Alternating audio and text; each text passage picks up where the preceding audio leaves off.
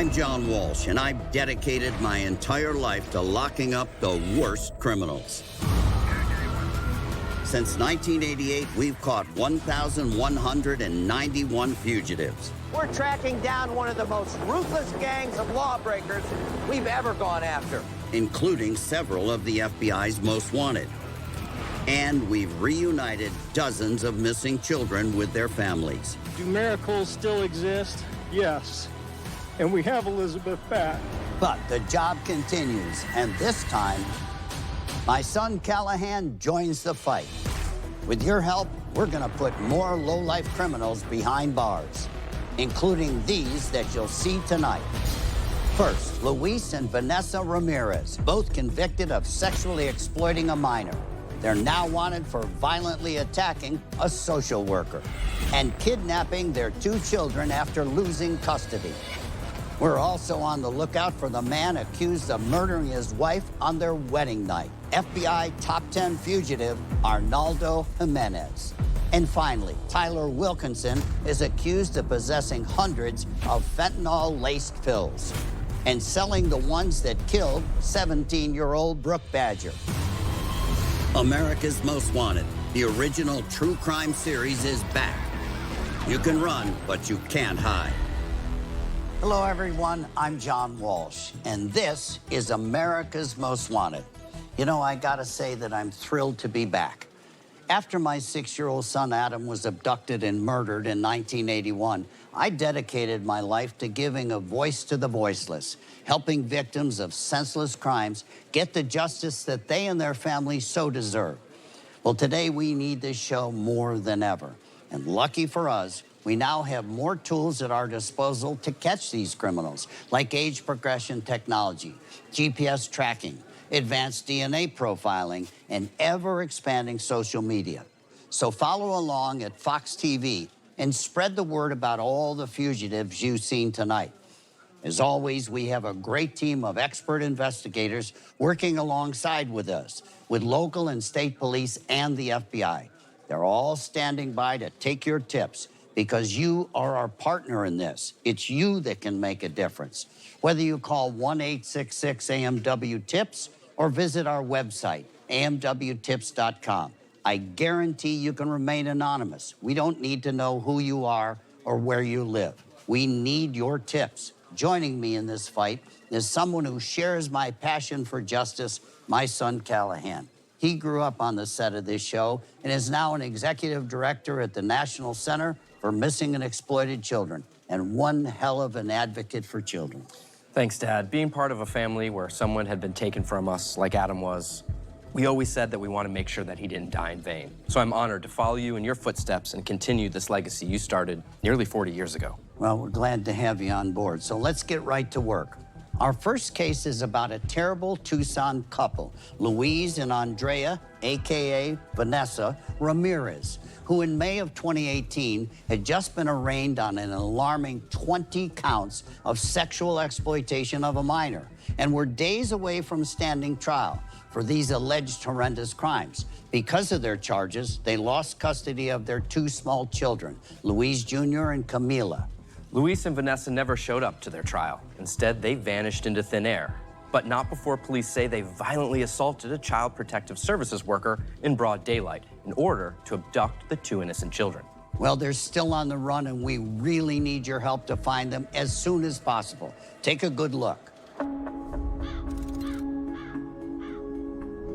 I've been married for 20 years, and when I first came into the family, my husband's family is very welcoming. All his brothers and his sisters, his parents, and of course, my brother-in-law, Luis. He had aspirations of being an artist. Luis did go to church with his parents. There, he met Vanessa. That's when everything changed. We just started seeing Luis go downhill. The path that we thought he was going, he was deviating from. And then Vanessa gives birth to Luisito. We were excited to have a new family member, but at the same time, it was a worry of how they were going to support this new baby. Things got worse. Luis and Vanessa and Luisito move in with my in-laws. There's certain things that toddlers do. and Luisito wasn't doing. He was 3 years old and not talking and not potty trained, which are really crucial for development. And it was a real worry. But we had no idea the extent of what was going on. In 2016, I learned that Luis was being sexually inappropriate with a minor. The victim, she was 13 years old. Luis Ramirez was engaging in sexually motivated activities with her. Vanessa Ramirez was involved in those activities. They would touch her, paint her body, photograph her, put her in sexually explicit positions. This had been going back several years. In 2016, based on the allegations, detectives searched the home. They did locate 3 firearms. One was an AR-15, one was a pump-action shotgun, and the other was a 9mm handgun. They were actually in the reach of their young child. During the search, along with the firearms, they also located several pieces of electronic devices. Detectives were able to locate several images of the victim that corroborated her statements about the sexual exploitation she had faced. Because we found evidence of sexual abuse of a minor and the fact those loaded weapons were in such easy access to the child, we used those as charges, and we also used that as justification to remove Luis Jr. from the home for his safety. To know that this was going on behind the scenes, that my brother-in-law and my sister-in-law was capable of doing these disgusting things with a minor, it's shameful. Because Luisito wasn't able to talk, it's hard to know if he witnessed the abuse going on. But we jumped into action and decided to bring Luisito into our home. Luisito came to us in November 2016. He was full of love. He wanted to be loved. Luisito was very much a part of our family. He just fit in like a missing puzzle piece. No way! We were able to get Luis potty trained, and he started learning how to speak. The changes that we saw with him, they were good changes. He was a completely different child.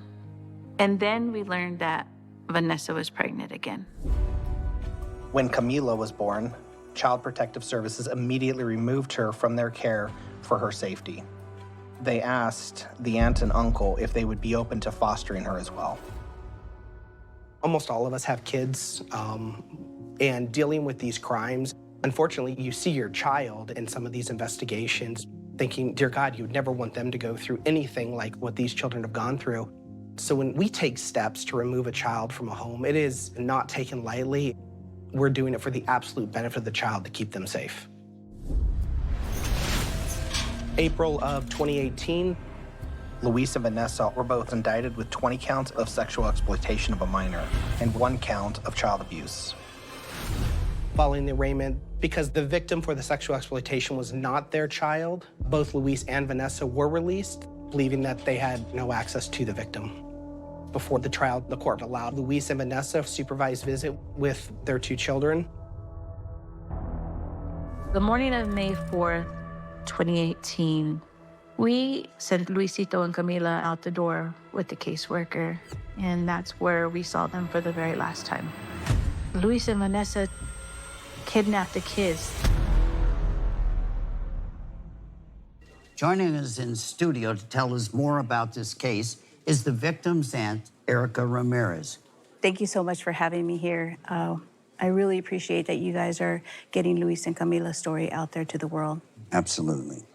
Now, before you got custody of the kids, how did you know something maybe wasn't quite right? I can remember back about a week before we got custody. Luis wasn't talking. He would blink his eyes if he wanted to say yes. He would point to things that he wanted. He baby talked. And this was about a week before his 4th birthday. Obviously, you had concerns. What was your reaction when a caseworker told you that Vanessa and Luis would end up in jail at some point? I couldn't believe it. I was astonished at the things that they were telling us.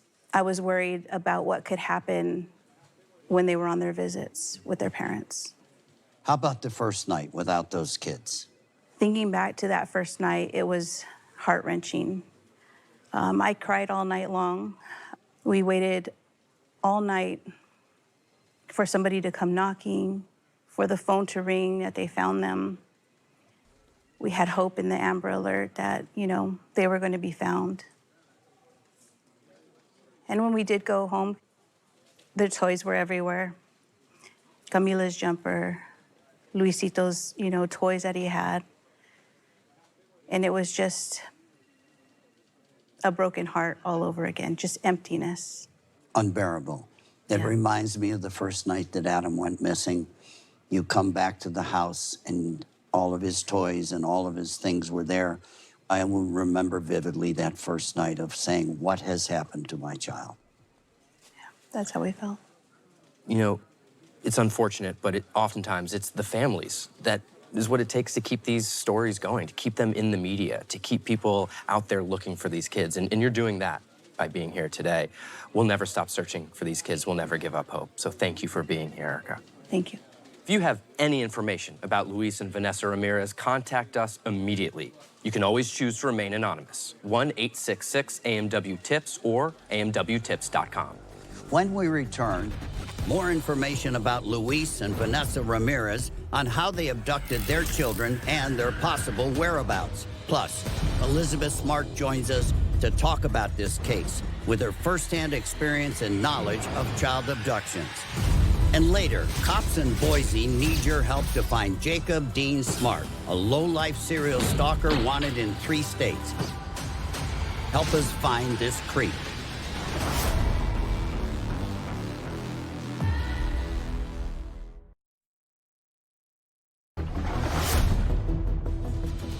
Well, you did it again. The notorious Texas 7 had the entire state of Texas and then the whole country in terror. A vicious gang of convicts, including murderers, serial rapists, and a child beater, busted out of prison. Then you came through with a tip that took them all down. Thanks to you, they're going back to prison where they belong. Now, this week is the 23rd anniversary of that monumental catch. Like I said before, and I'll say it over and over again, you really can make a difference. Because of you, we've caught a total of 1,191 fugitives on America's Most Wanted. So let's get that number even higher. Luis and Vanessa Ramirez weren't fit to be parents, but no one could have guessed what they were about to do next. It will both shock and terrify anyone who's ever cared about a child.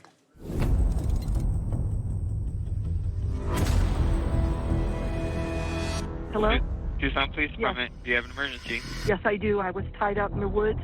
Tucson Police receives a phone call from a lady who had been bound to a tree. A gentleman who was walking the area of Silver Lake Park found her. It was a social worker with the Department of Child Safety, and she had been conducting a supervised visit with both Luis and Vanessa for their 2 small children. She explains that at one point, Luis moves to the side of her, and as he does so, he does produce a taser and actually activates it. Grabs her arm, forcing it behind her. Luis, he ended up getting her to a tree. He bound her hands and her legs using the zip ties and the duct tape. He then took her bag and he left the area. Time was of the essence. We were trying to get coordination with the border. We have such close proximity to Mexico. The next morning, we were able to locate the suspect's vehicle parked near the border, and were able to locate video of them crossing into Mexico on foot. My hope is that someone out there is watching and can find them, because my worry is that they're not safe. Luisito and Camila, we love you so much, and we have never stopped looking for you. And we're gonna get that call. And it's time to pick you up. It's time for you to come home. Well, now we're joined by Elizabeth Smart, who made national headlines in 2002 when at age 14, she was kidnapped from her very own bedroom in Salt Lake City, Utah. 9 months later, 2 citizens recognized her and her captors less than a month after we featured them on an episode of America's Most Wanted. They alerted the authorities, and she was rescued. Elizabeth, thank you so much for being here tonight. You are not only an advocate and an activist for missing persons and child safety, but you are a very strong survivor and someone I'm really proud to work alongside in the fight to make this world a safer place for all of us. Well, thank you for highlighting me 20 plus years ago, and thank you for having me back today. It's always great to see you. Now, when it comes to the parental abductions, they're very complicated. And from working at the National Center for Missing and Exploited Children, we've had a ton of experience with these types of cases. And what a lot of people don't know is that most kidnappings are actually done by a family member or parent. In fact, in 2022, for 58% of Amber Alerts were actually for family-based abductions. Now, Elizabeth, what's been your experience working on missing children's cases where it's actually a parent who's abducted the child?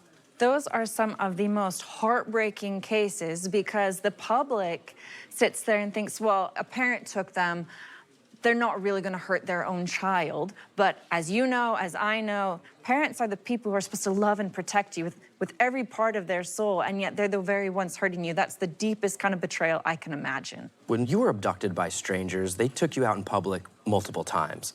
What might someone notice about a child with an adult out in public that might tip them off that something maybe isn't quite right? For the public, I think you do have to trust your gut. If something feels off, pick up the phone and call in. I mean, I might not be here today had someone else not trusted their gut and picked up their phone and called. Call the police or call in, because at least hopefully we can help rescue a child. And to Luisito and Camila, hold on to each other, believe in each other. And if you are being hurt, know that that's not normal. You shouldn't be hurt. You shouldn't be neglected. You shouldn't be forced to do things you don't want to do, or if your name is being changed, that's not normal behavior. And know that there are people here searching for you and loving you and wanting you back. That's great advice. Couldn't agree with you more. And certainly, if you have the chance to get away safely, if you have the chance to scream or kick or yell, and I fully recognize that does not come naturally, take it. You know, there's nothing more inspiring than standing beside a survivor who makes it their life mission to make sure no other human being has to endure the pain that they've been through. We really appreciate you being here tonight, Elizabeth. I'm so, so proud of you. You're one of the strongest survivors I've ever met, and you're a great mom. Thank you. Now, the last time they were seen, Luis had brown hair and brown eyes. He's 5'6" and weighs 230 pounds. Andrea goes by Vanessa. She's 5'1" and weighs 220 pounds with curly brown hair and brown eyes. But be aware, they could have changed their appearance dramatically. We have an AMW age progression of each of the Ramirez children to show what they may look like now in 2024. Remember, this is a family of 4 that could be traveling together, and at this point, they may have even had more children. Luis Jr., also known as Luisito, is now 11 years old. He may be smaller in stature for his age. His sister, Camila, is now 5. They both have black hair and brown eyes. Luis and Andrea, a.k.a. Vanessa Ramirez, haven't been seen since May of 2018. Their car, a green Toyota Camry, was found later near the Mexican border. Surveillance video also captured them crossing it the very next day. So if you've seen the Ramirezes, do not approach them. And to our friends in Mexico and Central America, we want to hear from you too. Please send us your tips. Call 1-866-AMW-TIPS or go to amwtips.com. Remember, you can always, and we guarantee it, remain anonymous. Coming up, police say Arnaldo Jimenez brutally murdered his bride on their wedding night. And then, a brazen drug dealer sells a teenager deadly counterfeit pills before going on the run. And later, the Hill's Audrina Patridge and her sister, Casey Loza, join the fight against one of the deadliest epidemics our country has ever faced. But first, throughout the episode tonight, we'll be bringing you crime alerts from across the country, some that could be even happening in your very own community. Can you help us identify and catch these suspects? Chilling footage of a wanted serial stalker kicking open the door of a home near Boise Ave and Chrisway Drive in Boise, Idaho.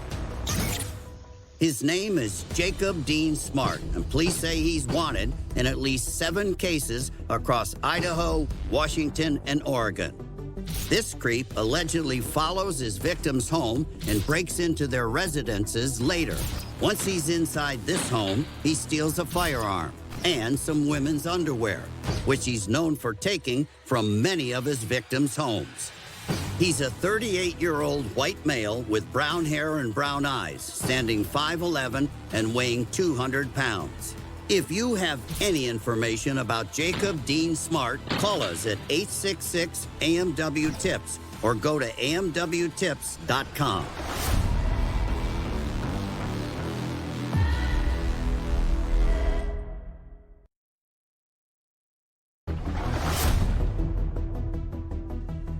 Welcome back to America's Most Wanted.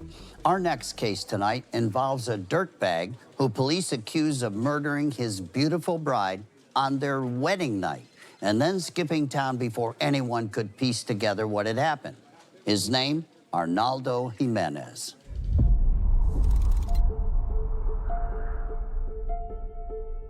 My sister Estrella was the life of the party. You heard her before you even saw her. Hi. She was loud, happy. She was always laughing. She was my best friend. We did everything together. We've known each other since we were 4 years old, went to high school together, had our babies together at the same time. My sister Estrella had her first child, Genevieve, when she was only 17. That relationship with the father didn't work out. She just wanted to enjoy her daughter and her life since she was still very young. Hey, the camera. One night, she met Arnaldo at a nightclub. He was a construction worker, yet he was always taking her to flashy clubs, getting her jewelry. She would often tell me how much she loved this man and how she wanted to spend the rest of her life with him. After about 4 months, she became pregnant, which was definitely not planned, but she embraced it. She loved her kids, and she decided to try to make it work. I asked to be interviewed in Silhouette because I know what kind of person Arnold is. I lived in fear with my mom for years. Arnaldo was possessive, jealous. One time, she had to come to my house with the kids. She had bruises on her. She would tell me that you don't know what he's capable of. So when she told me she was getting married, it was a shock. The family feared that perhaps Arnaldo was pressuring Estrella to marry him. Estrella dreamt about having a big wedding. That's all she ever wanted to do. But she decided to go to City Hall and get married with him. Estrella and Arnaldo were the only ones at the courthouse. They rented a party bus that same day, and they were gonna go club hopping. I couldn't go, so last minute I couldn't find a babysitter. I just heard she looked beautiful. Everybody was partying, drinking, and having a good time. The next day, we had a big family event. But when she didn't show up by 6 p.m., we hadn't gotten a hold of her. She hadn't gotten the kids. That's when we knew something was wrong. The family called asking for a welfare check. So Burbank PD went to Estrella's house to check on her. When we got there, the cops were already blocking the doorway. Stay right there. Everything from there is just blur. Police enter Estrella's house. Hello? Everything looked normal.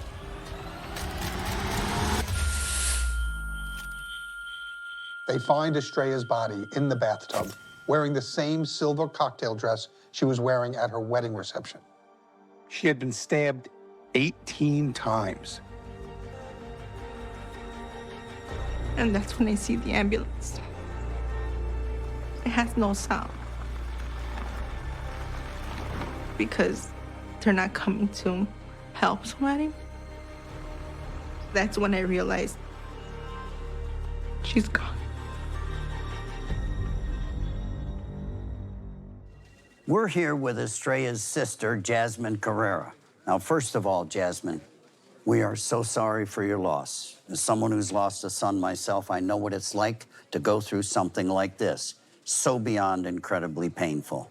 Jasmine, seeing your sister go through this type of relationship, you know, on average, it takes women about 7 attempts to successfully leave an abusive partner for good.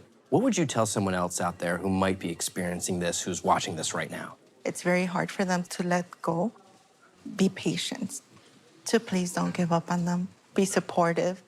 And you not only lost your sister, but these 2 children lost their mother. But you were happy to step into that role. What does it feel like to be a second mom to Estrella's kids? For me, it's rewarding because I know that my sister would have done the same for me. What would it mean to you and your family to see Arnaldo locked up for this murder? It would be peace of mind to know that she had justice, that, everything that she went through, it's not going to go unsolved. Well, I want to thank you for your courage. I know you never give up on this case, and I'm hoping we're going to catch this coward. I have a lot of faith this show will bring us some kind of justice and closure for us. I know firsthand that it can. Now, Jimenez is one of the FBI's 10 most wanted fugitives. There's a reward of $250,000 for any information that leads to his arrest. As of the last time he was seen, Jimenez weighed 225 pounds, is 6 feet tall with black hair and brown eyes. He is considered armed and very dangerous. If you see him, do not approach him. Instead, call us at 1-866-AMW-TIPS or go to our website, amwtips.com. You can always remain anonymous. We guarantee that. And we're standing by to take your tips. When we come back, we have more disturbing details about alleged murderer Arnaldo Jimenez and where he may be hiding. Later, we need your help identifying these alleged carjackers in Maryland. You can run, but you can't hide.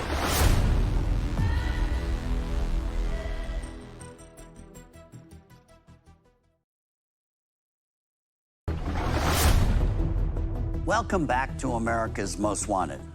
Arnaldo Jimenez was a low-life scumbag who police say ruthlessly murdered Estrella Carrera on their wedding night. Now, he's still out there, but his time is running out. My mother was a wife for not even 24 hours, and her life was taken from her.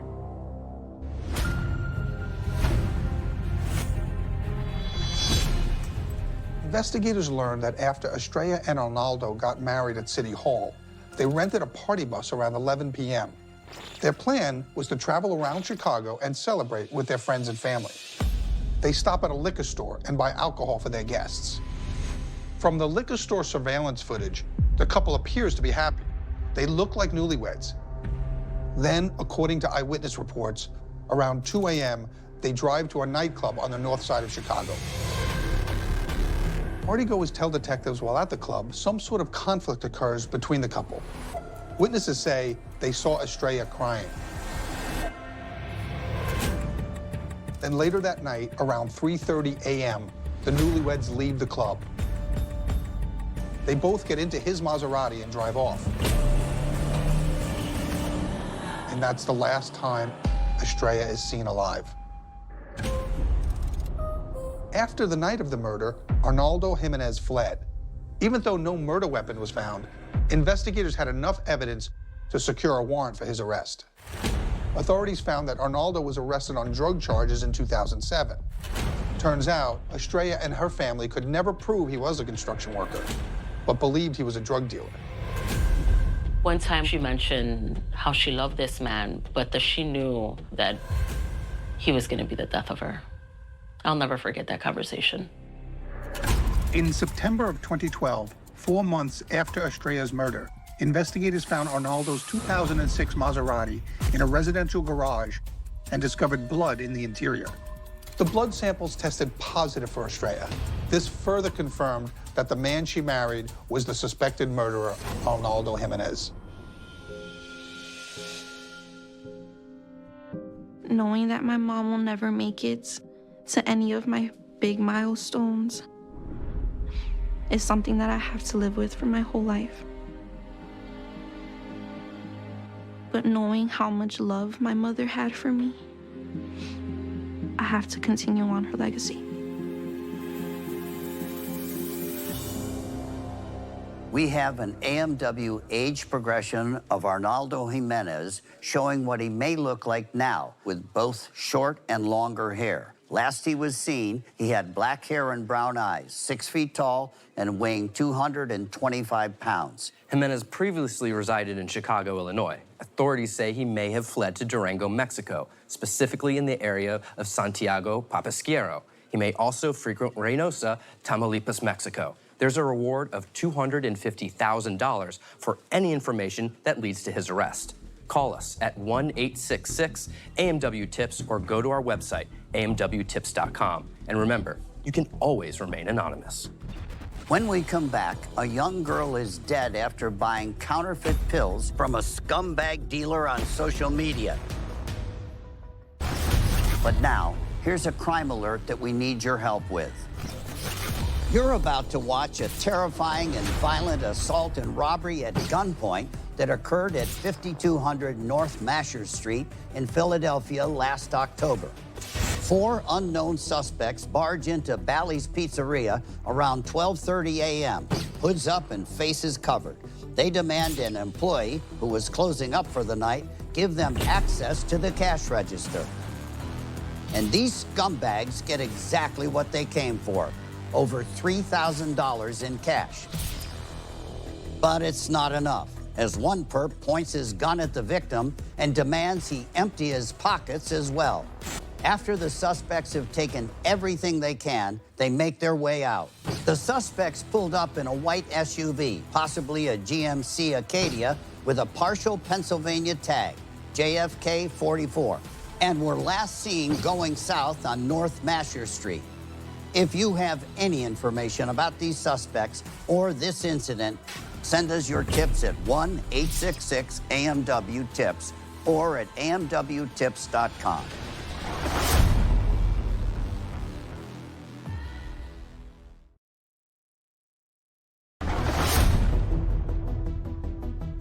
Welcome back. The latest data from the National Institute on Drug Abuse says 100,000 people die from drug overdoses every year, and half of those deaths are related to synthetic opioids, primarily fentanyl. And in our next case, after just a few exchanges on the social media app Snapchat, a 17-year-old with her whole life ahead of her acquired the pills that would kill her, and the low-life drug dealer with a shady history is still on the run.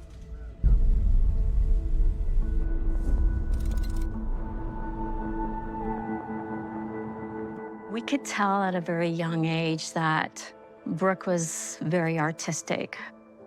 That's what made her unique. She struggled with depression and anxiety during COVID, and I noticed that she was using social media a lot more. Brooke had just graduated high school and was so excited about going off to college. In the morning of June 18, I was headed downstairs for my second cup of coffee, and I immediately knew something was wrong. I opened up Brooke's bedroom door. I couldn't see her face, but her body was extremely pale. Her fingers were curled up and stiff. I remember letting out a loud scream. We got a call that there was a death in the city of Lake Forest and that it was possibly an overdose. They discovered her Snapchat account, chat messages with a drug dealer who sold her counterfeit pills the day before she passed away. I was able to identify the suspect, Tyler Wilkinson, a 23-year-old Orange County resident arrested multiple times for narcotics. The drug dealers started selling drugs on social media platforms, and unfortunately, some of the big problems with platforms like Snapchat are anonymity and destruction of messages. It makes it incredibly difficult for parents to monitor what their kids are doing. We stumbled upon the drug dealer's menu for the day. Brooke saved those messages. Otherwise, the messages would have disappeared. Brooke ultimately died from counterfeit oxycodone pills, with the primary drug being fentanyl. Fentanyl is a synthetic opioid, 50 times more powerful than heroin. We've really seen it dominate the drug landscape here in the United States for the past 5 to 6 years. It doesn't take much of this drug to kill. I received a call from the DEA, Tyler David Wilkinson. There was a warrant out for his arrest, but he's in hiding. A fentanyl dealer on the run is dangerous. It's likely that he's still selling drugs, he's still harming people. We need to help find him. I don't want any other family to go through what I have gone through. I will never, ever give up until justice is served. We're here now with Brooke's mother, Han Badger. Han, I'm so sorry for your loss. Thank you, John, for having me on the show. Absolutely. Now, you're actually a pharmacist, which must have made losing Brooke just that much more heartbreaking. You know firsthand about the fentanyl epidemic, but these kids don't think they're taking fentanyl. In their minds, you have to take it by itself for it to be fatal. It's a huge misconception. It's a fentanyl poisoning crisis that we have here in America, John. It takes just a very small amount, equivalent to a few grains of salt, to be lethal. In Brooke's case, she thought she was taking Roxicet, a prescription that contains oxycodone and acetaminophen or Tylenol. She had no idea that it was a counterfeit pill that was going to end her life. It's so deadly, isn't it? So deadly. It's deadly and devastating. Yeah. Now, you and dozens of other parents have filed a lawsuit against Snapchat for allowing this kind of activity on their platform. What do you hope to get out of this lawsuit? To save lives so that no other family has to go through this. Well, we wish you all the luck in the world. And thank you for being here and taking on this huge epidemic. Thanks, John. We contacted Snapchat for a comment, and they said that, quote, "We have deep empathy for families who have suffered unimaginable losses and are working diligently to stop drug dealers from abusing the platform." And now we're joined by another family who knows the devastation this drug can cause. Audrina Patridge from the Hills and her sister, Casey Loza. Thank you all for being here. Casey, your daughter Sadie was only 15 years old when she passed away from fentanyl in February of last year. You haven't publicly spoken about her death. What made you want to come here tonight and share your story? You got this. Sure. I chose to come on the show today because today would have been her 16th birthday. Let's figure out what's going on and try to create change. You are so brave. She's your strength. She's proud of you for coming here, and so are we. She would have wanted you to do this. I mean, she was beautiful. She was so smart. She was so smart. Ever since she was little, her teachers would be like, I'm voting for her for president. Like, I've never met a more compassionate, ambitious, intelligent, caring little girl. She was just full of energy, and she was so talented. She sounds amazing. You know, everyone thinks it can't happen to you.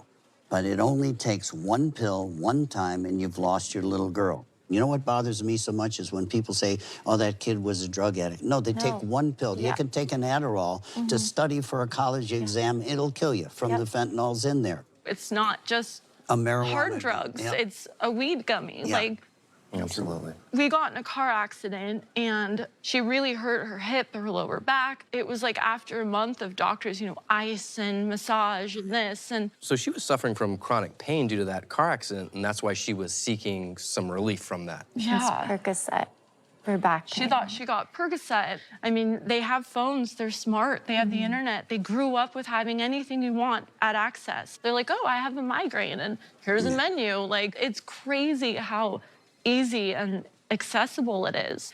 And these guys know that, and they're instantly gone and they disappear. Absolutely. These transactions are happening so fast, it's hard for law enforcement even to catch up. And I think this day and age, no one has ever dealt with this. It's a epidemic. And that's why I want to use my platform to bring awareness, because we as parents and adults, like, we need to figure out what to do to fix it. Exactly. And you can't protect your child from an enemy you don't understand. We always say at the National Center, it's about empowering children to make those safe and smart decisions, recognize those risky situations, and learn how to avoid them. Thank you. And thank you for starting this show and all of the people that you've caught. And I'm sorry for your loss as well. God bless you. First year is always the toughest, and you got your best friend here taking care of you, looking out for you. Yeah. Thank you. Yeah. Stay with us. We'll be right back.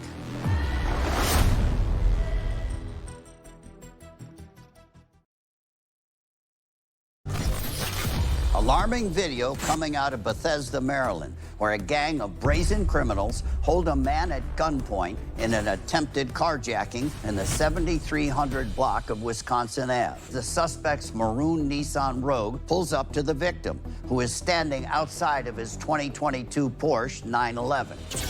One of the men gets out of the Nissan, gun in hand, to demand the victim's keys. The other suspects jump out to help his pal, who is threatening the victim just off camera. But their accomplice in the Nissan is getting impatient. After hitting the victim in the head with a gun, two of them return to their getaway car, while the third gets in the driver's seat of the Porsche 911. But there's a problem. The thief can't drive the Porsche's manual transmission. They fled the car and the scene, and now Montgomery County PD needs your help to track them down. If you recognize any of these suspects, let us know right away by calling 1-866-AMW-TIPS or visiting us at amwtips.com. It's your tips that can help us bust these bad guys. Let's take one more look at the fugitives that are still on the loose tonight. First, Luis and Andrea, a.k.a. Vanessa Ramirez. Luis has brown hair and brown eyes. He's 5'6" and weighs 230 pounds. Andrea, who goes by Vanessa, is 5'1" and weighs 220 pounds. Here are the images of their children with AMW age progression and what they might look like today. Luis Jr., now 11, and Camila, now 5. Next, Arnaldo Jimenez, wanted for first-degree murder of his wife Estrella on their wedding night. He is 6 feet tall, weighing 225 pounds, with black hair and brown eyes. He is considered armed and very dangerous. There's a reward of $250,000 for any information that leads to his arrest. And finally, in Southern California, 25-year-old drug dealer Tyler David Wilkinson. He stands 6 feet tall, weighing 155 pounds, with brown hair and hazel eyes. He has a tattoo of a lion on his right forearm. If you have any information, do not hesitate to call us at 1-866-AMW-TIPS or go to amwtips.com. Coming up next week on America's Most Wanted, a beloved high school football coach is gunned down, shot 6 times at point-blank range. We have new, exclusive, never-before-seen information about this senseless murder. Let's give his family the justice they deserve. I'm Callahan Walsh. And I'm John Walsh, and thank you for watching. And remember, you can make a difference.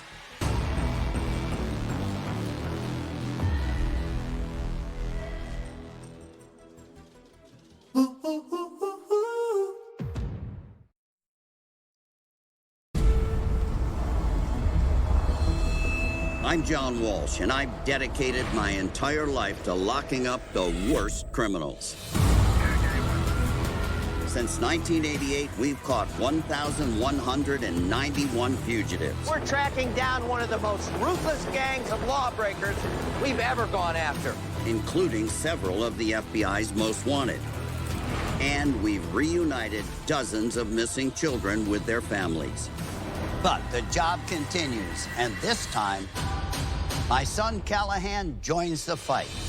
With your help, we're gonna put more low-life criminals behind bars, including these that you'll see tonight. Up first, help us catch the man who's suspected of murdering a beloved high school football coach. For the first time ever, we'll name the alleged killer who police are looking for. Next, when financial advisor Rodney Allen went missing, his friends and clients were concerned, but their concern should have been for themselves. And finally, we revisit one of the most gruesome homicides we've ever covered. Tamara Williams is wanted for killing and dismembering her boyfriend. And we have updated information from the last time we aired this case. America's Most Wanted, the original true crime series, is back. You can run, but you can't hide. Hello, everyone. I'm John Walsh. And I'm Callahan Walsh. And this is America's Most Wanted. You know, it's really great to be back. Tonight, we need your help again to find a brand new bunch of low-life fugitives. Since 1988, AMW has caught 1,191 suspected criminals, and it's our goal to get that number even higher. Our team of investigators, as well as local and state police and the FBI, are standing by to take your tips, so don't hesitate to call. I guarantee you can remain anonymous. Now let's get right to our first case. The senseless murder of a beloved high school football coach sent shockwaves through the city of Sacramento and beyond. Tonight, in an AMW exclusive, law enforcement is revealing the name and identity of his alleged murderer who has been on the run for over a year. This could be exactly what we need to catch this guy. Absolutely. Take a look.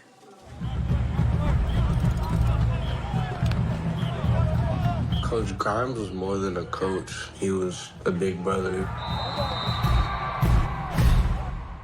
And somebody who's like a mentor to you. Najee was, I would say, destined for sunshine. When he was young, I used to take him out to play football. He loved sports. First year playing football was his freshman year, and he came straight out and dominated the whole section. For 4 straight years was a juggernaut.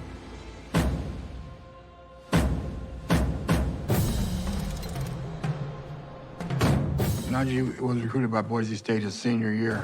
He really wanted to go to Boise State. He wanted to be a winner, and they had a great program going. And Najee came back with 5 championship rings.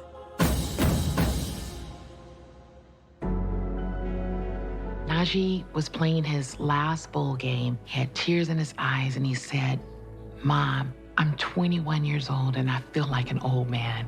This is my last game." And then he started coaching at Intercom. And once he got back out there on the same field that he had played on, that was a new chapter for him. Out on that field, brothers.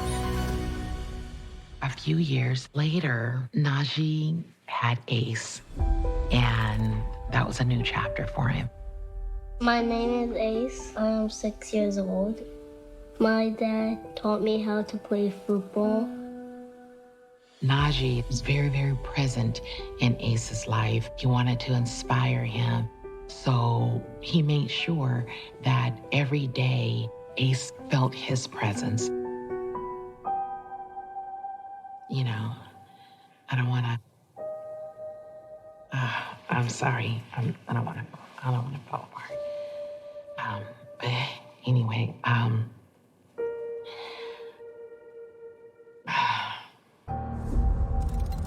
That night, he was like, "I'm going out, guys." So he made plans with his friends. A few hours later, we were home and we received a phone call from his friends, and they were frantic. They told us that Najee had been shot.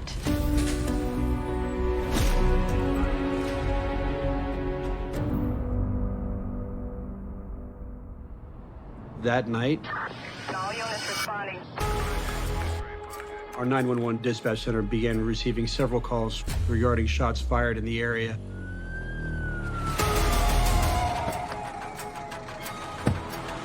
When we arrived there, the first thing we do is attend a briefing given by the patrol sergeant who is in charge of the scene. The next step after the briefing was to interview the witnesses that were still on scene. We were notified by the victim's friends. He had no known enemies, and that night at the club was very peaceful, so nobody understood why this happened. The big kicker there was we learned that the victim's friend had actually witnessed the shooting. I've been told by witnesses that it might have been over something as meaningless as telling the suspect that his watch was fake. I hope there's a more meaningful motive. So far, it has not been revealed. Now, we're joined by Detective Scott Kreutz of the Sacramento PD. Thanks for being here. Thanks for having us. Absolutely. Now, this is the first time ever publicly releasing this information. Why do it on America's Most Wanted? America's Most Wanted is going to let us get his picture in front of as many people as possible so we can catch him. Absolutely. Do you know the suspect? Tajay Michael. Tajay Michael? Yes. That's the guy? Yes. Through eyewitness testimony and other electronic surveillance measures, I think he's the one who opened fire in front of a nightclub, struck and killed Najee Grimes. What does the public need to know about this creep? That he has complete disregard for the safety of others, struck his target and hit 4 other people. Didn't care, just fired away. And there was some information about a watch or an argument over a watch. Can you tell me more about that? Yes, earlier in the evening, it looked like the victim was taking a video that showed a bunch of subjects putting up their watches and showing off how expensive they were. We were told that the argument might have been over the victim telling the suspect that his watch was fake. Because of an argument over a watch? Yes. Oh, unbelievable. I have a hard time believing it was so petty, but I've seen people killed for less. Well, thank you for being here. Thank you again. Let's hope our viewers hit a home run tonight and tell us where this lowlife is. Thank you. If you've seen Tajay Michael, call us at 866-AMW-TIPS or go to amwtips.com. Right now, there's no time to waste. When we come back, we reveal how authorities were able to pinpoint Tajay Michael as the alleged killer and where he may be located now. And Najee's parents are with us in the studio to talk about their son's tragic murder. Plus, Rodney Allen's clients and friends were devastated when he went missing. But turns out there was nothing friendly about him. And later, alarming footage of a midday mall robbery. A thief makes off with almost $11,000 of jewelry, and it's all caught on tape. Can you help us identify this dirtbag? Stay with us. We'll be right back.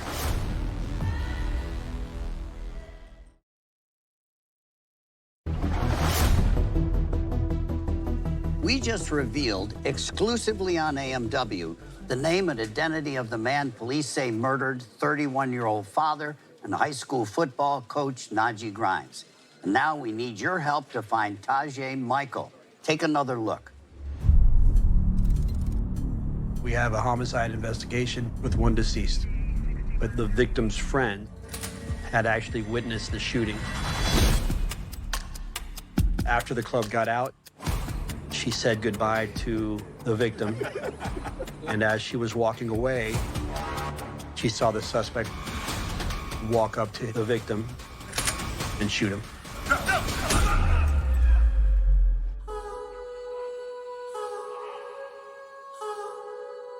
The club used a system that scanned all the patrons and their IDs as they entered.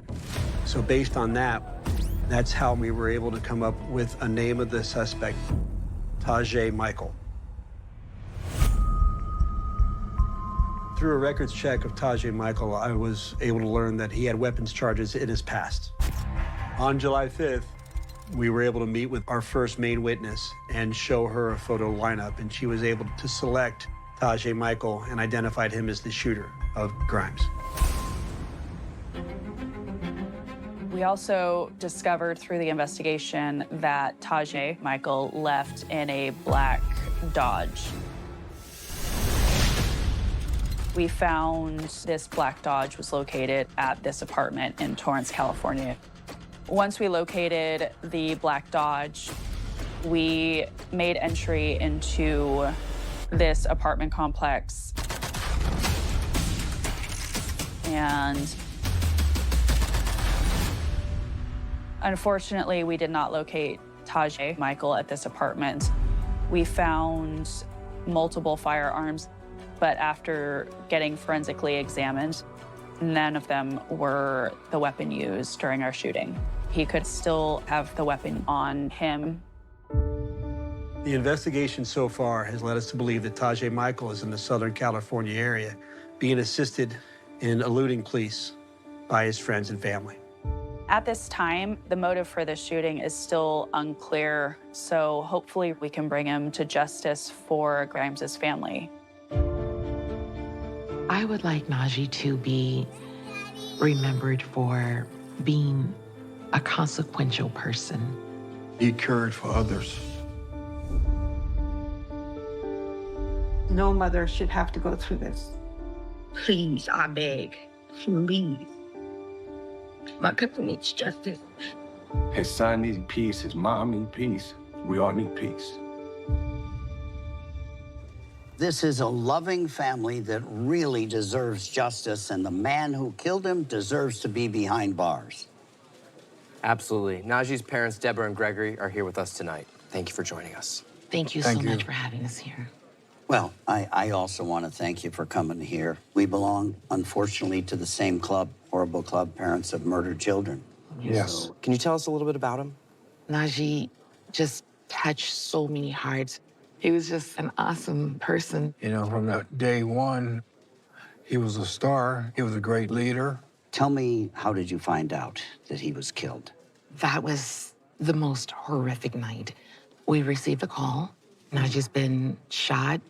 So by the time that we got to the hospital, he was still on the operating table. We didn't know the severity of it. And so the nurse came out and actually told us that he had died.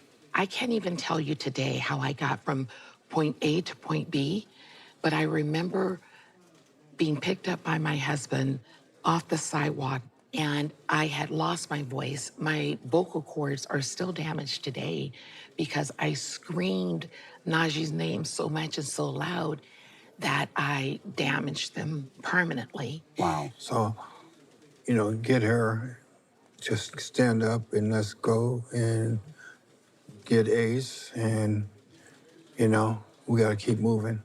Ace was just heartbroken and still is, but he's resilient, and he played on his father's football field. And he's got world-class grandparents. Oh, Yes. Doing a great job.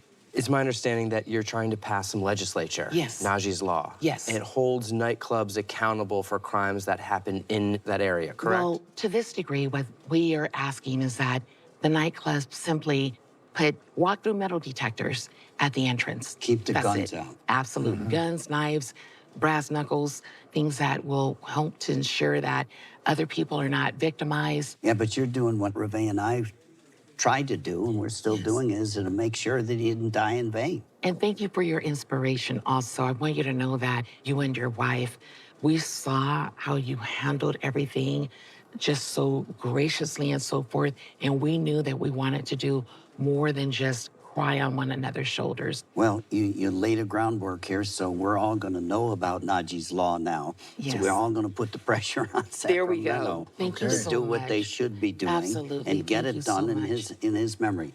Gregory, I got to ask you a question. Yes. Men take it a different way. So all I was thinking about was vengeance, and all that my wife was thinking about was to make sure Adam didn't die in vain. Yes. You go through that, don't you? As a yeah. dad, and you're thinking, I got to catch that bastard. Oh, yes. Right? Yes. Yeah, but you're doing what I did with these guys. Was that my wife and I celebrated the 6 years we had Adam. You're keeping his memory alive for Ace, aren't you? Yes, And showing him absolutely. the positive things. Most what a wonderful definitely. father. We're grateful that you guys are doing this show, and we believe this is going to be it here. Our prayers are with you. Thank you. And I'm hoping to make that call that we got this Yes. dirtbag. Thank God you. bless. God bless you. Pay attention to the face on your screen. Last he was spotted, Tajay Michael weighed 200 pounds, standing 6 feet tall with brown hair and brown eyes. He's 29 years old and has several tattoos on his face, including a crown and the word shine, spelled S-H-Y-N-E, written in cursive above his right eye. He also has a broken heart near his left eye. Looking at the map, the crime was committed in Sacramento, but Michael's car was found a month after the murder in Torrance, which is just outside of Los Angeles.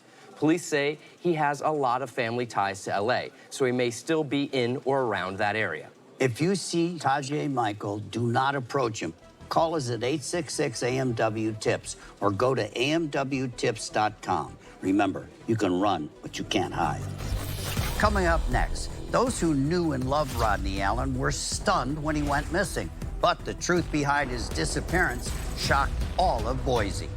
Later, we revisit a case where a possessive girlfriend is accused by police of the gruesome murder of her boyfriend. And she's still on the run today. And throughout the night, we'll be bringing you shocking crimes caught on camera from all across the country. This could be happening in your own hometown. Take a look at the first case. Cameras capturing a retail worker's worst nightmare in October at a Zales in the Gateway Mall near 65th and O Streets in Lincoln, Nebraska.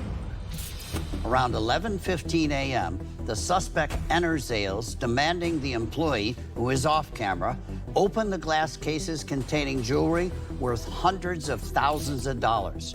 When they decline, the suspect takes a hammer and goes to town on a display case. The employee tries to stop him and is violently shoved to the ground.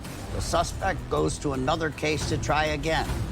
And despite the employee's best efforts, managed to break this one open.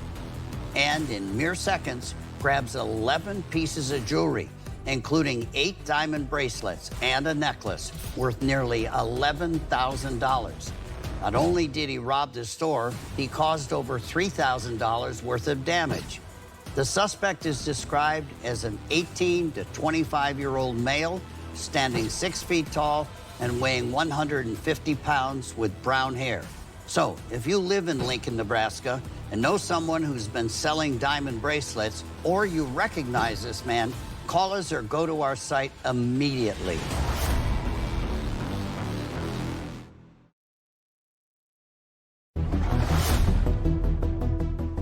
You're watching America's Most Wanted. Our next case is about your average guy next door, whose friends and clients saw him as someone they could really trust. But little did they know that he was involved in some very shady business that would end up affecting all of their lives for the worse. Check this out. Hearing that Rod was missing was the last thing in the world we wanted to hear. This is one of my closest friends. It's really hard to comprehend. It's a phone call you never want to get.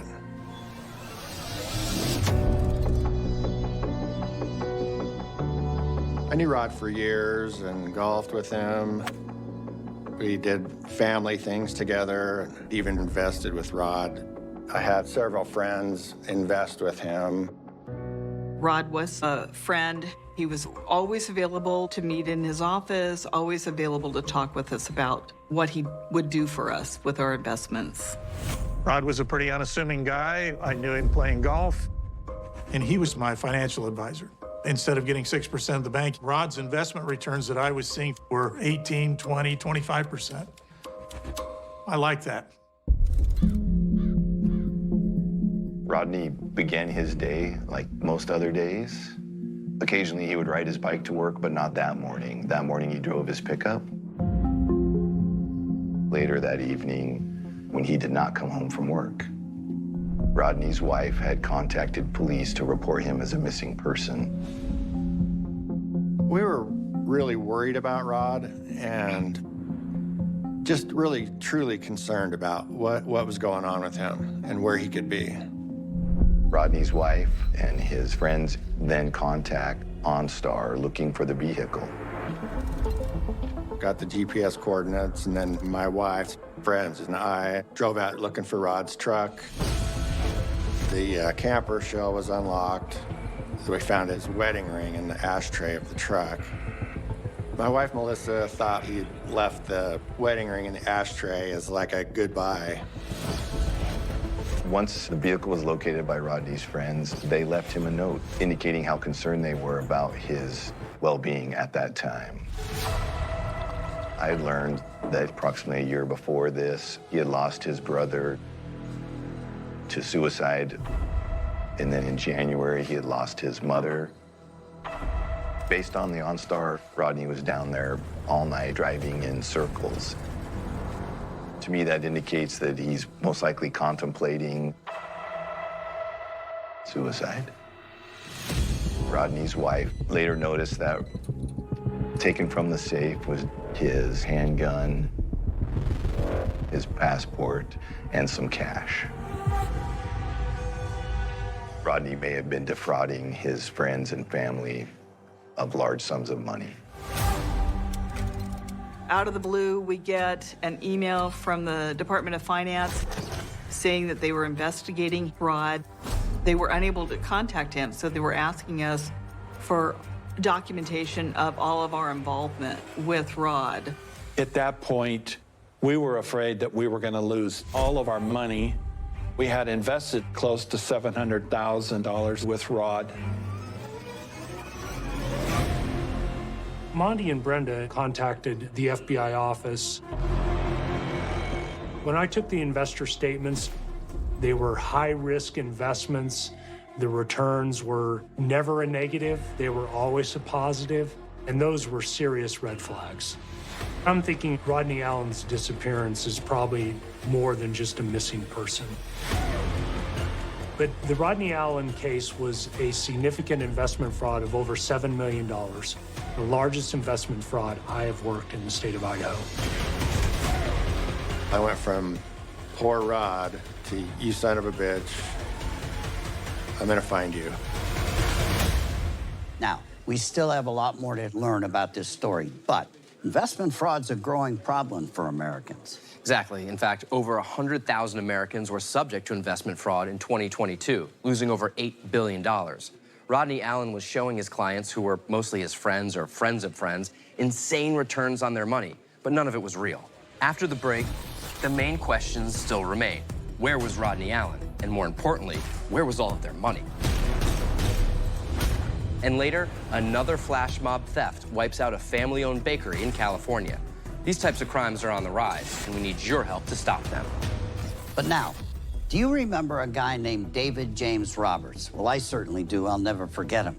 He was a convicted child murderer and a prison escapee who was put on the FBI's 10 Most Wanted list.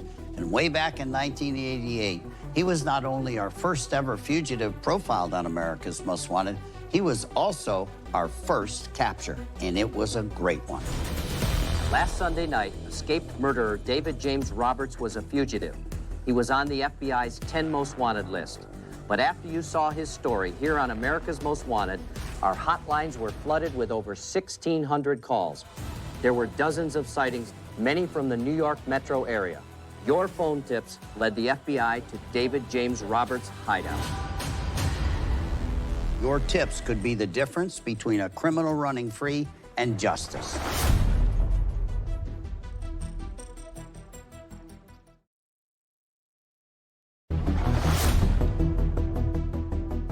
Welcome back to America's Most Wanted. Now, authorities say Rodney Allen had lied to everyone. This creep had assured his friends and his clients that they were making great investments. But the math wasn't adding up, and he knew it. It wasn't until he disappeared that they knew it, too. When I was first exposed to Rod and found out that he was making 18%, at first I was very skeptical. I ended up talking to another person that was an investor, and they both said, you got nothing to worry about. They've known him for years. He's honest. I finally decided that I need to go meet this guy, and that's one of the worst decisions I ever made. With Rod, we would receive monthly statements. They seemed like statements from a bank or a credit union. They seemed very professional. That just kind of reassured me some more that this is legit. I remember collecting the monthly investor statements, and the first time I looked at it, I knew we had a fraud. I could tell that the numbers were made up. Every statement that Rodney provided to his investors was untrue. It started out with $10,000. At the height of our investing with Rod, we probably had $500,000. I probably had around $200,000 invested with Rod. I started off with about $20,000, and it escalated from there. Eventually, he ended up taking $500,000 from my wife on her retirement.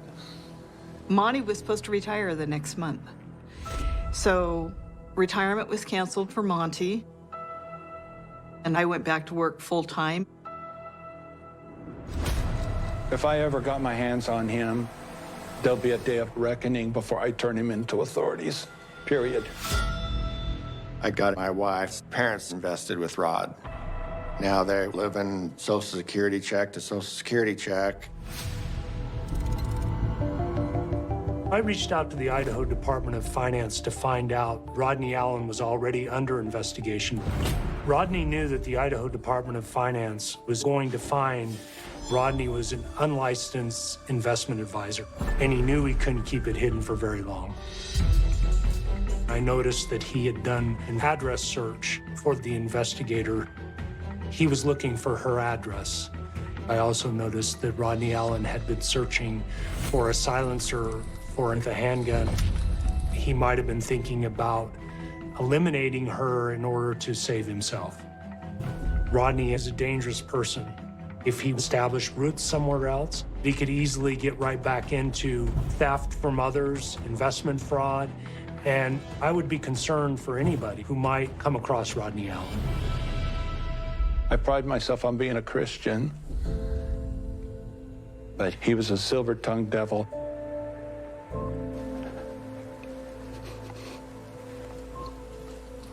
And Christians are supposed to forgive.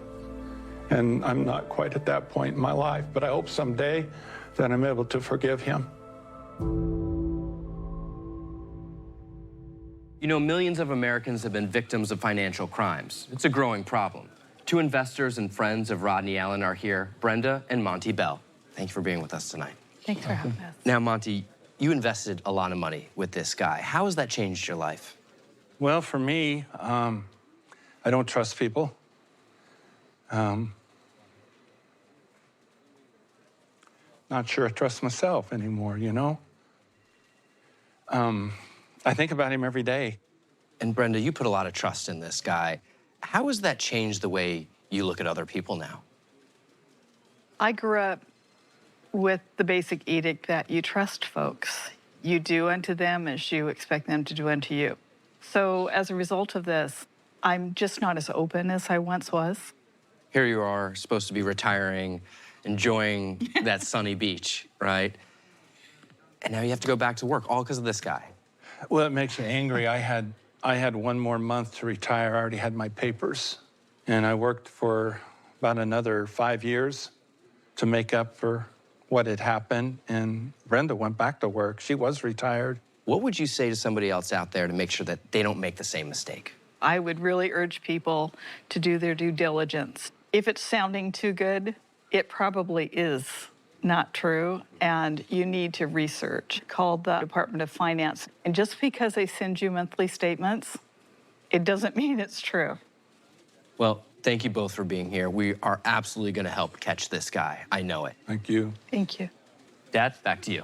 Thanks, Cal. And remember, Rodney Allen has done this before, and he could be doing it again. He was reported missing on April 20th, 2017 in Boise, Idaho, and there have been 0 sightings since. We were told he asked someone about crossing the border before he went missing. So due to its proximity to Idaho, Canada is also a possibility. Rodney Allen is wanted for wire fraud. Authorities think he could be using his carpentry skills to help him. When he was last seen, he weighed 185 pounds with gray hair and brown eyes. He's 6 feet tall, and now he's 71 years old.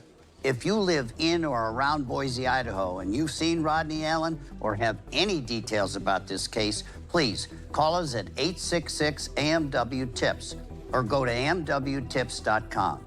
Next, we revisit one of the grisliest murders we've covered on AMW. Can you help us find Tamara Williams, the fugitive who police suspect is responsible for the murder and dismemberment of David Carter? But first, here's another local crime alert. This is highly disturbing footage from a hate crime that took place on a Metro bus in St. Louis last spring. The suspect boards the bus at Chippewa and Grand around 3:30 p.m. on April 13th and heads to the back of the bus. He then begins talking to the victim, a transgender woman.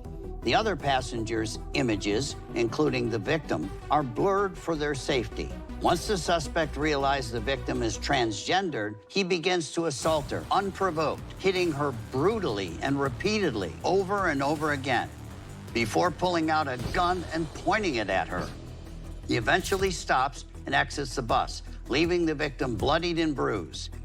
In December, the FBI announced a reward of up to $10,000 for any information leading to the arrest of the suspect, who's described as a black male wearing dark sunglasses, a black beanie, and a neon green shirt with a very distinguishable scar on his right forearm. He's still at large and should be considered armed and very, very dangerous. If you recognize this man, call us at 866-AMW-TIPS or go to amwtips.com and send us your information. And remember, we guarantee that you can remain anonymous.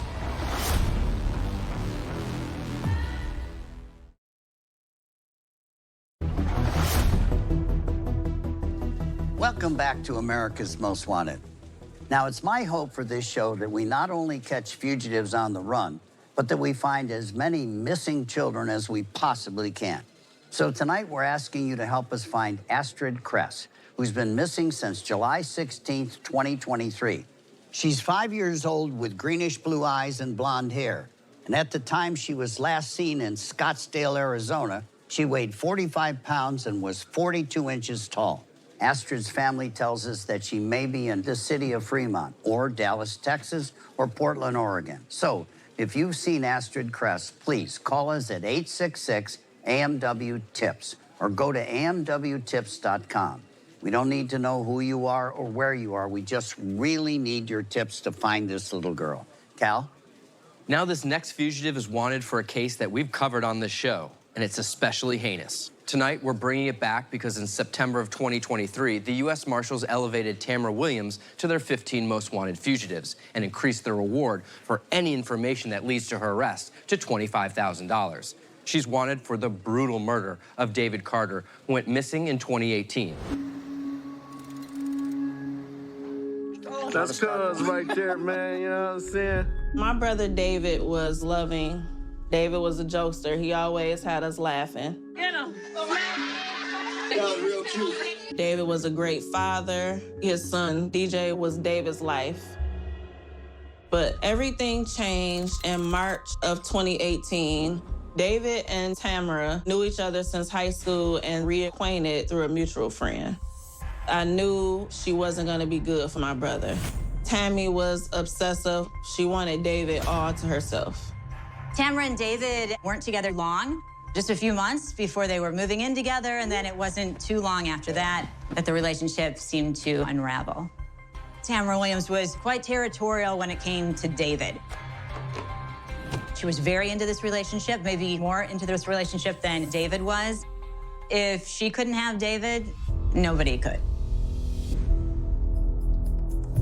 My nephew, DJ, had decided to go to my brother's apartment to check on his dad. He saw Tamara coming out of the apartment with garbage bags. When Tamara gets back, DJ asked her where his dad was. Tammy said he was out taking a walk.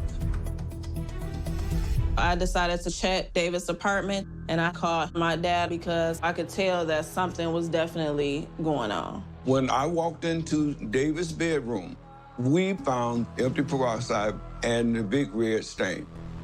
Across the bed, I saw the bullet hole in the door, and that's when I realized this is a crime scene. You know, we have to get out. My brother was missing, and Tammy did not come to help us look for David, which was strange. She was always with my brother. Days go by with no sign of David, and then we get this news report out of Ohio. Routine grass cutting along Interstate 75 led to the discovery of human remains. They send the human remains out for DNA testing. The DNA comes back. It's determined that these are the remains of David Carter. At this point, Tamara is definitely a person of interest. And it wasn't too long before she was actually in police custody. Tamara Williams denies any involvement in the disappearance of David Carter. Police have confirmed the remains of David's body, but they're missing one piece of very crucial evidence. They need his head to determine the cause of death. They also don't have a murder weapon. The prosecutor doesn't believe there's enough evidence to charge Tamara Williams. So she disappears. Eventually, David's head is recovered, and they're able to determine the cause of death, that he's been shot in the head. Then they know for sure it's a homicide. It's believed Tamara planned all this. She did this in cold blood. The next day, she dismembers the body and dumps the remains along I-75. In October of 2018, Tamara Williams boarded a train bound for New York. She stayed in a hotel called the Neptune Hotel. The next morning, she walked out and was never seen again. Now, David's son, DJ Carter, is here. We're glad to have you. Thank you. Thank you so All much. right.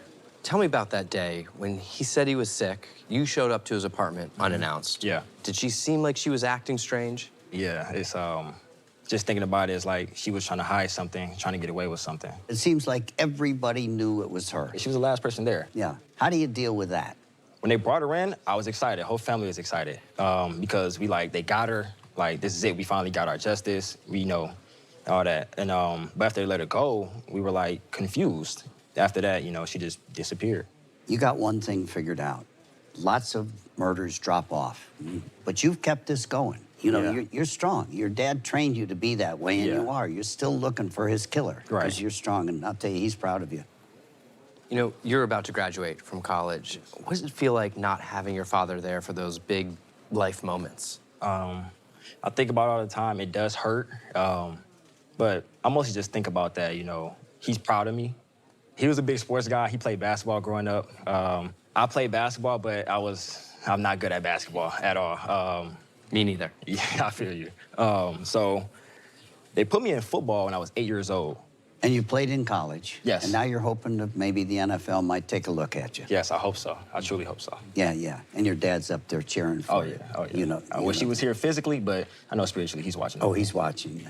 Thank you. Hope you get in the NFL. I'll come and watch you. Oh, please. Yeah, yeah, for sure. We'll both come. Oh, yeah, I got you.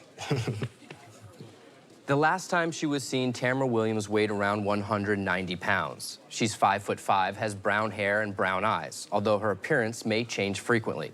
She's 44 years old and has a large tattoo of roses on her left arm that goes up to her shoulder. Let's check out the map. Now, this murder happened in Melvindale, Michigan, and David Carter's remains were found along parts of I-75 in Ohio. But in 2020, there was a possible sighting of Tamara Williams in the Bronx. So if you've seen Tamara Williams or you know anything about this case, the murder of David Carter, anything at all, call us at 866-AMW-TIPS or go to amwtips.com. When we come back, we review all of the cases that you saw tonight. But now we have another crime alert that we really need your help on. Complete chaos in a Southern California bakery earlier this month as a crowd from an illegal street takeover breaks in and raids the place.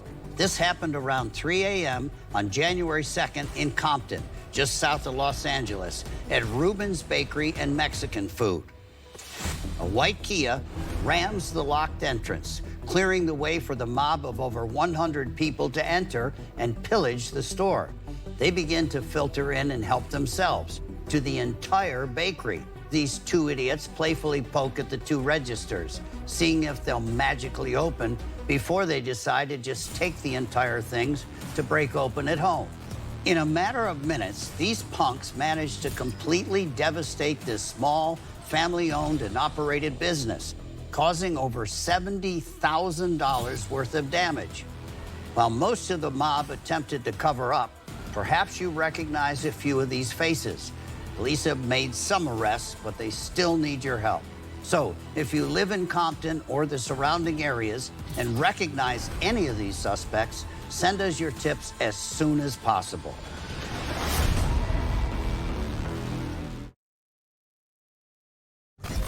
Tesla cameras capturing an audacious burglar in a busy Miami parking lot last November. Police say a white male between the ages of 40 and 60 with a large build stole around $800 worth of purchases from a vehicle at the Coconut Grove Home Depot at 2999 Southwest 32nd Ave. Tesla doors automatically lock when their owners are about 10 feet away.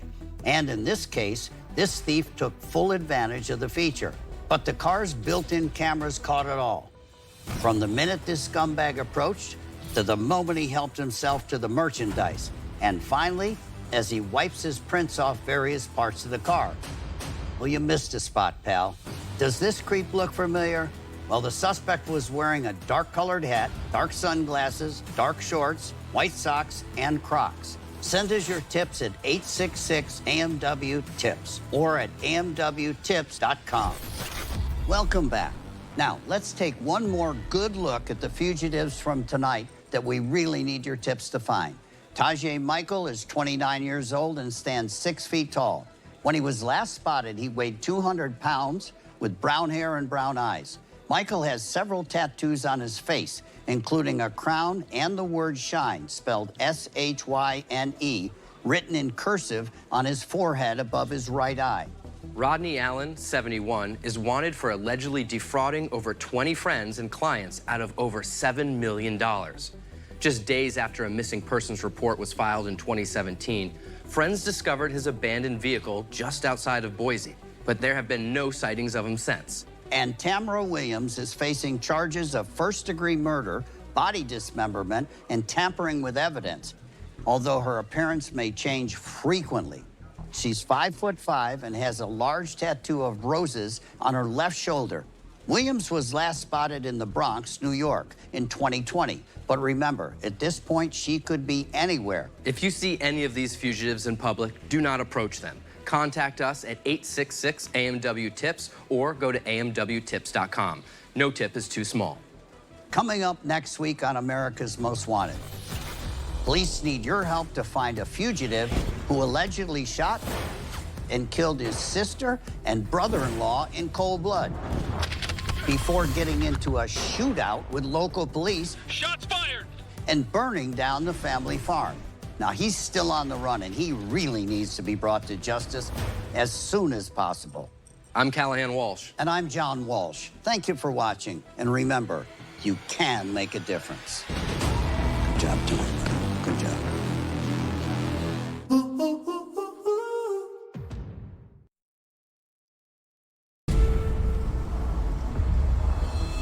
I'm John Walsh, and I've dedicated my entire life to locking up the worst criminals. Since 1988, we've caught 1,191 fugitives. We're tracking down one of the most ruthless gangs of lawbreakers we've ever gone after, including several of the FBI's most wanted. And we've reunited dozens of missing children with their families. But the job continues, and this time, my son Callahan joins the fight. With your help, we're gonna put more low-life criminals behind bars, including these that you'll see tonight. First, we need your help to find the man police believe is behind a double murder and police shootout. Shots fired! Burning down the family farm before disappearing into the Wisconsin woods. Then, it was one of the biggest gold heists in U.S. history, and even more monumental was how anyone could have pulled it off. And finally, a 14-year-old boy is wanted for a deadly shooting spree at a Texas convenience store, and the teen's accomplice was none other than his own father. America's Most Wanted is the original true crime series. You can run, but you can't hide. Hello, everyone. I'm John Walsh. I'm Callahan Walsh. And this is America's Most Wanted. We are back again tonight with a lineup of dangerous fugitives that we really need your help to find. The AMW catch counter is currently at 1,191 catches because of your tips. And I know that tonight, with your help, we can get that number even higher. Now, as always, we have our team of investigators, local and state police, and the FBI, all standing by for your information about these cases. Please send us your tips, and don't forget you can remain anonymous. Let's make the world a much smaller place for these scumbags. So let's get right to it. A horrifying double murder and police shootout rocks a quiet Wisconsin farm town, and the man suspected to be behind it all disappears without a trace. Authorities now desperately need your help to find him. Happy birthday, dear Daddy. My parents were Jim and Nedra Lemke. They were high school sweethearts and had been together ever since then. They had 5 kids. I am the second oldest. I have a brother, Joe. There's myself, my sister, Amanda, and a brother, Jacob and Josh. Both of my parents were very involved in the community their entire lives, very involved in the church, very involved in their kids' lives. They worked with a youth group, taking a lot of foster kids to the home. As much as my parents were known for helping people, my uncle, Kevin, my mom's brother, was a black sheep of the family. As the son-in-law of Jim and Nedra Lemke, I am married to their daughter, Amanda. My wife, Amanda, does obviously still struggle with talking about the past and trying to make sense of what happened and why it happened. I would see Kevin every Christmas Eve over at the family farm property. Kevin was just kind of that tough guy persona, hunting and fishing, and he'd talk about pickup trucks and guns and drinking, and he had troubles with the law and drugs and alcohol. He was that uncle that you didn't talk to because you felt uncertain around him. He was always a very intimidating personality for me. He had an intense just persona about him. His parents, my grandparents, lived out on a family farm. There's about 40 acres of farmable land and horses, pigs, a couple cows, just your rural Wisconsin farmer. Kevin, the oldest son, was always the executor of the will. As my grandfather got older, my mom was the one taking them to all their doctor's appointments, and she was the primary caregiver managing their health and managing the farm. Due to all of the support my mother had given to my grandfather over the years, my grandfather decided to make my mother the executor over my uncle. As my grandfather got closer to death, the conversations between my mother and Kevin became more heated. He had thought the farm was going to be his. In June 2020, my grandfather Virdell passed. When my grandfather passed, my dad asked me if I would be carrying a gun at the funeral. Being a former Green Beret, I spent 8 years in the Army Special Forces. He knows I have guns, so I asked him why. My dad, for a quote, said, because Kevin's gonna be there, and I'm not sure how he's gonna act. So I agreed to do that.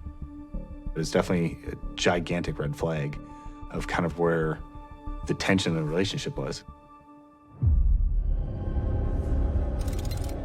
4 days after Vidal's funeral, Nedra reaches out to her brother Kevin about some rather routine chores she wanted to do at their parents' farm. Jim and Nedra arrive at the farm later that evening, but something seems off. They notice several broken windows. At 5:48 p.m., they call 911 to report a potential burglary. Jefferson County 911. Hi there. I'm taking care of my parents' house, and there's windows broken out and windows open. Please don't go in, because we don't know if someone's still in there. All right. That would be the last phone call she ever made. What the couple don't realize is Nedra's brother, Kevin Anderson, is stationed inside the farmhouse at the second-story window, armed with a hunting rifle. He fires 2 fatal shots, the first one hitting Nedra in the abdomen, and then a second shot hitting Jim. 12 minutes after Nedra's 911 call, a Jefferson County Sheriff's deputy arrives in response. He notices the bodies of Nedra and Jim. Recognizing there may be an active shooter, he seeks cover behind his vehicle. 595. Just as the deputy is radioing for backup, Shots fired at the residence! Shots fired! Shots fired! not knowing the shooter's line of sight, the deputy makes a run across the property away from the home.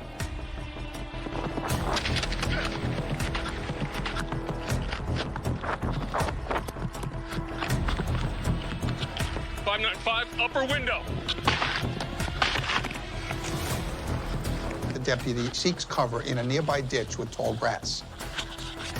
595, I have a female laying down next to the vehicle, one male in the back.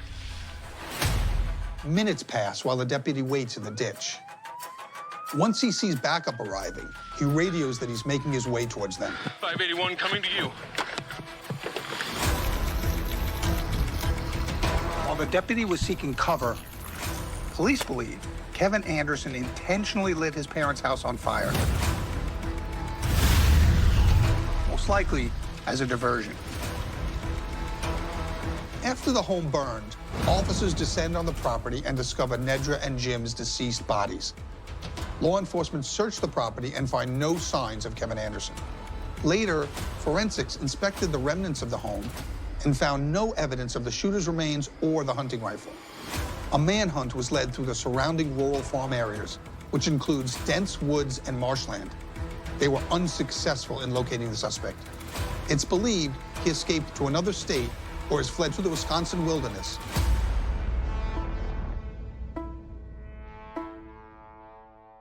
All right, now we've got a lot to unpack in this case. Later, we're going to talk to Jim and Nedra Lemke's children about this horrible murder. But right now, the focus is on where Kevin Anderson could be. Authorities believe Anderson has likely fled Jefferson County, but based on the fact he's an avid outdoorsman, it's highly likely that he's somewhere in the woods. How far is Sumner to Canada? It's about an hour west of Milwaukee and about 500 miles south of the Canadian border, but the northern parts of Wisconsin and the surrounding states are heavily wooded and can be pretty remote, making them perfect hiding places for Anderson. Reminds me of Ted Kaczynski, you know, the Unabomber that hid in the woods for so many years.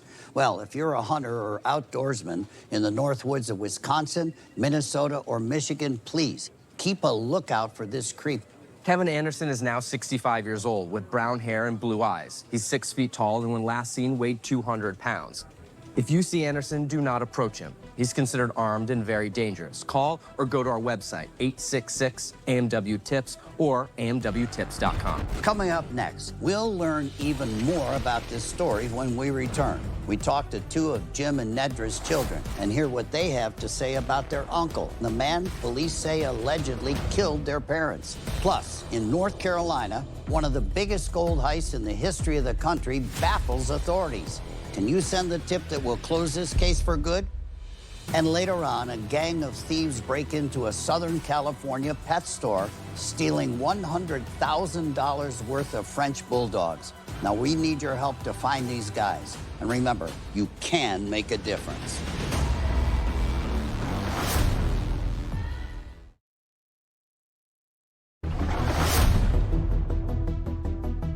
Welcome back. As we just saw in the summer of 2020, police in Sumner, Wisconsin, responded to a call of a potential burglary at the Anderson family farm. And when an officer arrived, he was immediately met by the sight of Nedra and Jim Lemke's bodies and an onslaught of gunfire. While the officer ran for cover, Kevin Anderson allegedly set the house on fire and fled, and he hasn't been seen since. Let's hear about the charges Kevin Anderson is facing and what Nedra and Jim's children have to say about it. Shots fired at the residence. Shots fired.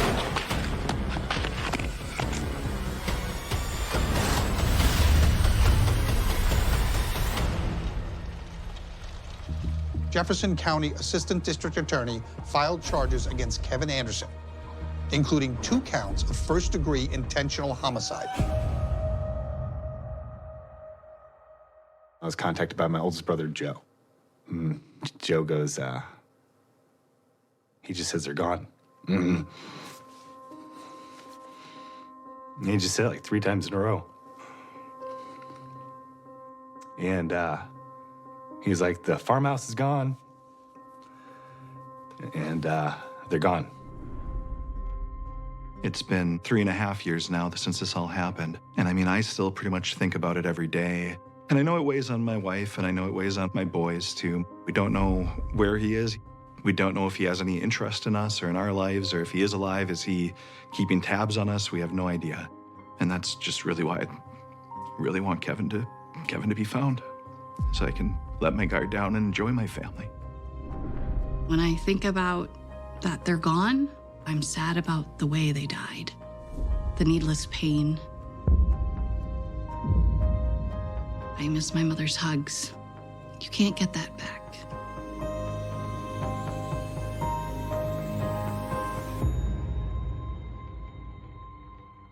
Absolutely heartbreaking story for all involved. And Jim and Nedra's children, Josh and Jen, are here tonight. Thank you for having the courage to come here. Thanks. You know, after a tragic loss like this, how are you both coping? I think there's a lot of anticipation because he hasn't been found. It's frustrating. It's frustrating. I'd like to yeah. see resolved. You need justice. What do you miss most about your parents? Their presence. That's an easy one for me, because right before they passed, I got engaged, so they weren't at the wedding. You don't have a dad to talk to about the first purchase of your house, or a mom to talk to about your first kid. I waited my whole life to be a grandparent. It's a special job. Yeah. I think my dad was my biggest validator. Now there's a big gap with a massive unknown out there. What about you, Jim? Just the family dynamic of being able to see them. I can't call them and ask them questions anymore. What would it do for your family if we caught Kevin? None of the family feels very safe. We all have some type of safety protection or measures, and it just kind of sits in the back of my mind. I don't want him out there to hurt somebody else. I would like resolution and justice for my parents, and I'd like to make sure that he's, taken care Off of and those put away. streets, because Yeah. he's a loose cannon, isn't he? He's dangerous. Oh, for sure. It's so sad you have to look over your shoulder for that creep. But I hope our audience is going to help you tonight. Catch this dirtbag. I appreciate you. Thank you for being here. God bless. Kevin Anderson is 65 years old and 6 feet tall with brown hair and blue eyes. When he was last seen, he weighed 200 pounds. He's an avid outdoorsman and hunter and was very familiar with the wooded areas that surrounded the family farm. If you're camping or hunting and you see this guy or have any information about this case, don't hesitate. Call us at 866-AMW-TIPS or go to amwtips.com. Coming up next, an extremely elaborate gold heist in North Carolina. But authorities were stumped. Who were they and how did they do it? We'll learn all about this intriguing case when we return. And later on, 14-year-old Abel Acosta walked into a Texas gas station and allegedly opened fire, killing 3 other teenagers. Well, he's on the run, and we need your tips to find this punk. Now, all night, we'll need your help with these local crimes happening all across the country. Crimes could be happening in your town. Just after 1 a.m. at the Top Dog Pet Store in Gardena, California last November.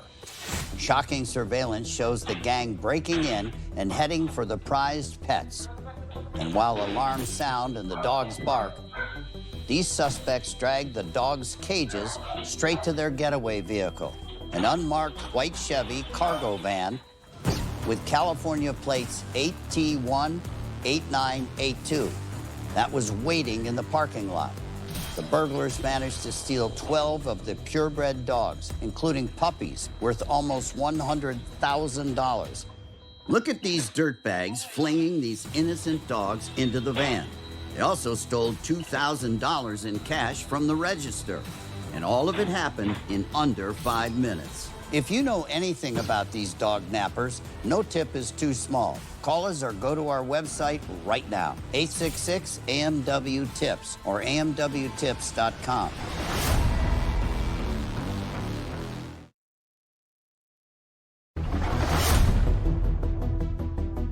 Welcome back to America's Most Wanted.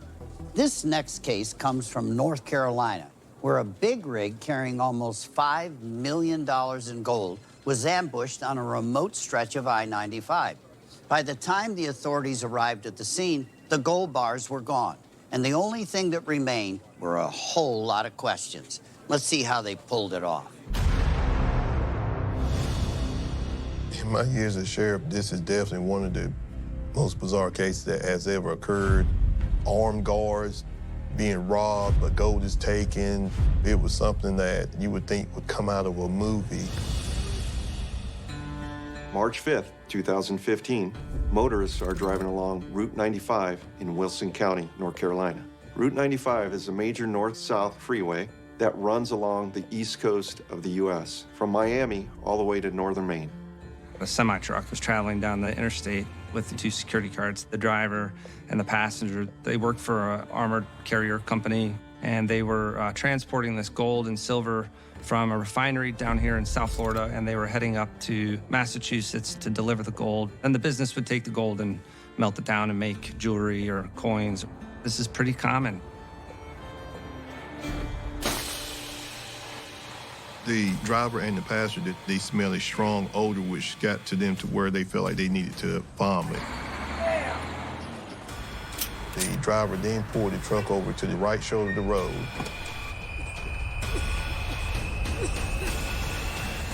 By the time they made it out of the truck, It was too late. Presumably, they were setting up these construction cones to make it as though this was just a normal semi-truck broke down on the side of the road and a repair van had just pulled up and was going to repair it.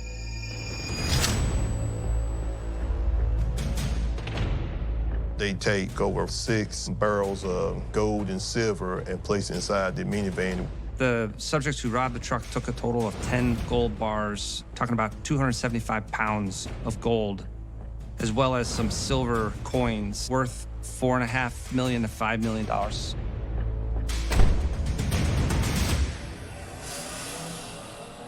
People start calling in some very bizarre sights along the side of the freeway. 911, what's your emergency? There's some gentlemen at a truck with handcuffs that are at mile marker 114. Looks like they've got some sort of guard uniform on. They've got their hands zip tied behind their back, trying to flag people down and call the police. When the sheriff's office and law enforcement showed up out there, they find these 2 uniformed security guards zip-tied, and they tell this elaborate story of how they were robbed on the side of the highway of gold bars. It was the 4th largest gold heist in the country. The story just didn't make sense, and the only plausible answer at the time was, this has got to be an inside job. We're combing through all the driver and the passengers' phone records, bank records. I mean, we were really trying to flush out this possibility that this was an inside job. 2 security guards agreed to take a polygraph to clear their name, and both of them passed with flying colors. They had nothing to do with the robbery at all. Leaves you with this dead-end conclusion of, how would anyone even know what was on this truck? The 2 security guards weren't involved, so it really just made it challenging to find out who really is behind this operation. Wow, what a heist. You got a big rig transporting an extremely large amount of gold. Now, Kelly, wouldn't they use an armored car, safer, smaller? I mean, you'd think so, but an armored car is going to get a lot of attention. But there are so many big rigs out there, it'd be a lot easier for them to blend in. The other advantage is that a big rig can go for over 2,000 miles without refueling. When you're transporting such an expensive amount of goods, every time you make a stop, it's an opportunity that you could get robbed. Just last year at the Toronto Pearson International Airport, a cargo container with $17.2 million in gold and cash was stolen from a warehouse, and that case still remains unsolved. It's crazy, but in 2024, gold heists are still happening. It sounds like something out of the Wild West. It's definitely less common these days. Now authorities had no idea who was behind the big rig heist or how they did it. We'll find out more about who authorities say was behind this record-breaking heist.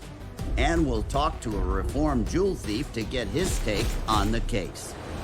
Then later we continue our look at robberies of every variety, like these creeps who cops say followed a man and his son home from the bank, and this serial bank robber in Arizona. But right now we're looking back at a Florida bank robber and jail escapee that we busted way back in 1988, Mark Austin Goodman. Right after last week's program, Mark Austin Goodman, wanted for at least 10 bank robberies in Oklahoma, was found in jail under an alias. He was busted by fellow inmates, but while in handcuffs, he escaped. His 7th escape from custody. Goodman has been a fugitive since March 4th, when he walked out of the Pinellas County Jail in Florida. He'd actually convinced an officer he was scheduled for release. At 4:06 Monday afternoon, 18 hours after his escape, Goodman was arrested by Jupiter Police and finally admitted his true identity. 45 minutes later, he was returned to the custody of the United States Marshals. Now, with your help, we'll catch even more of these dirtbags. Stay with us. We'll be right back.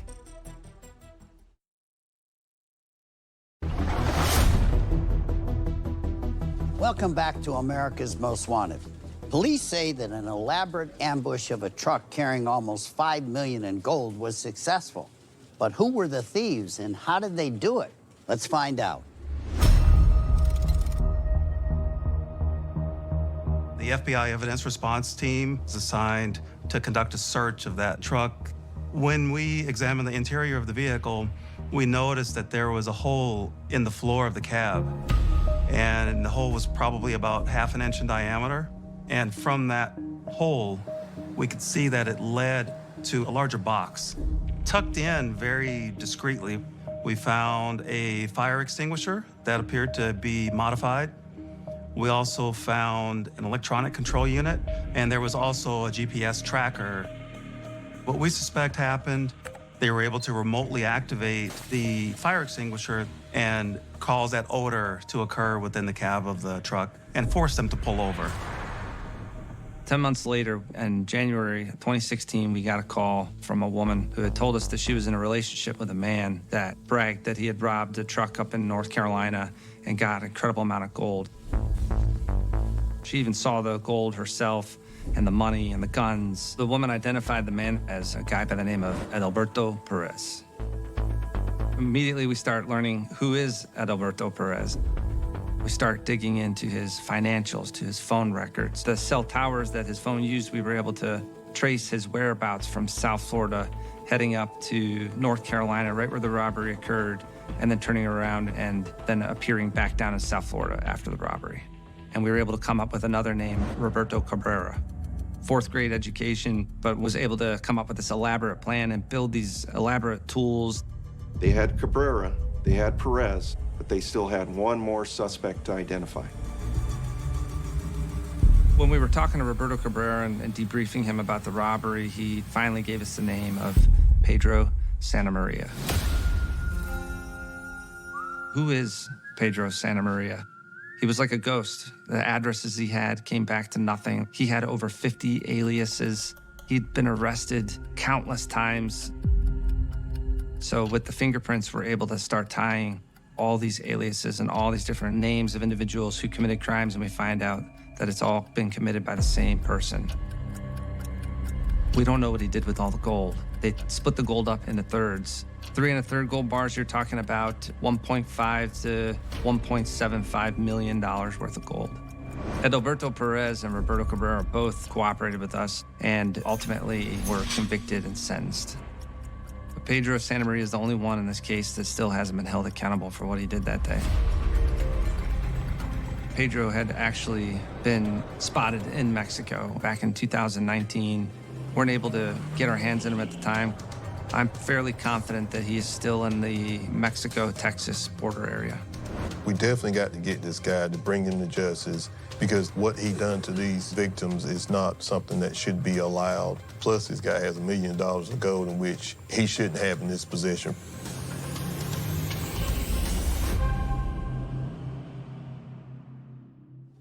Now we're joined by someone who has completely reformed themselves and knows firsthand how these types of heists work.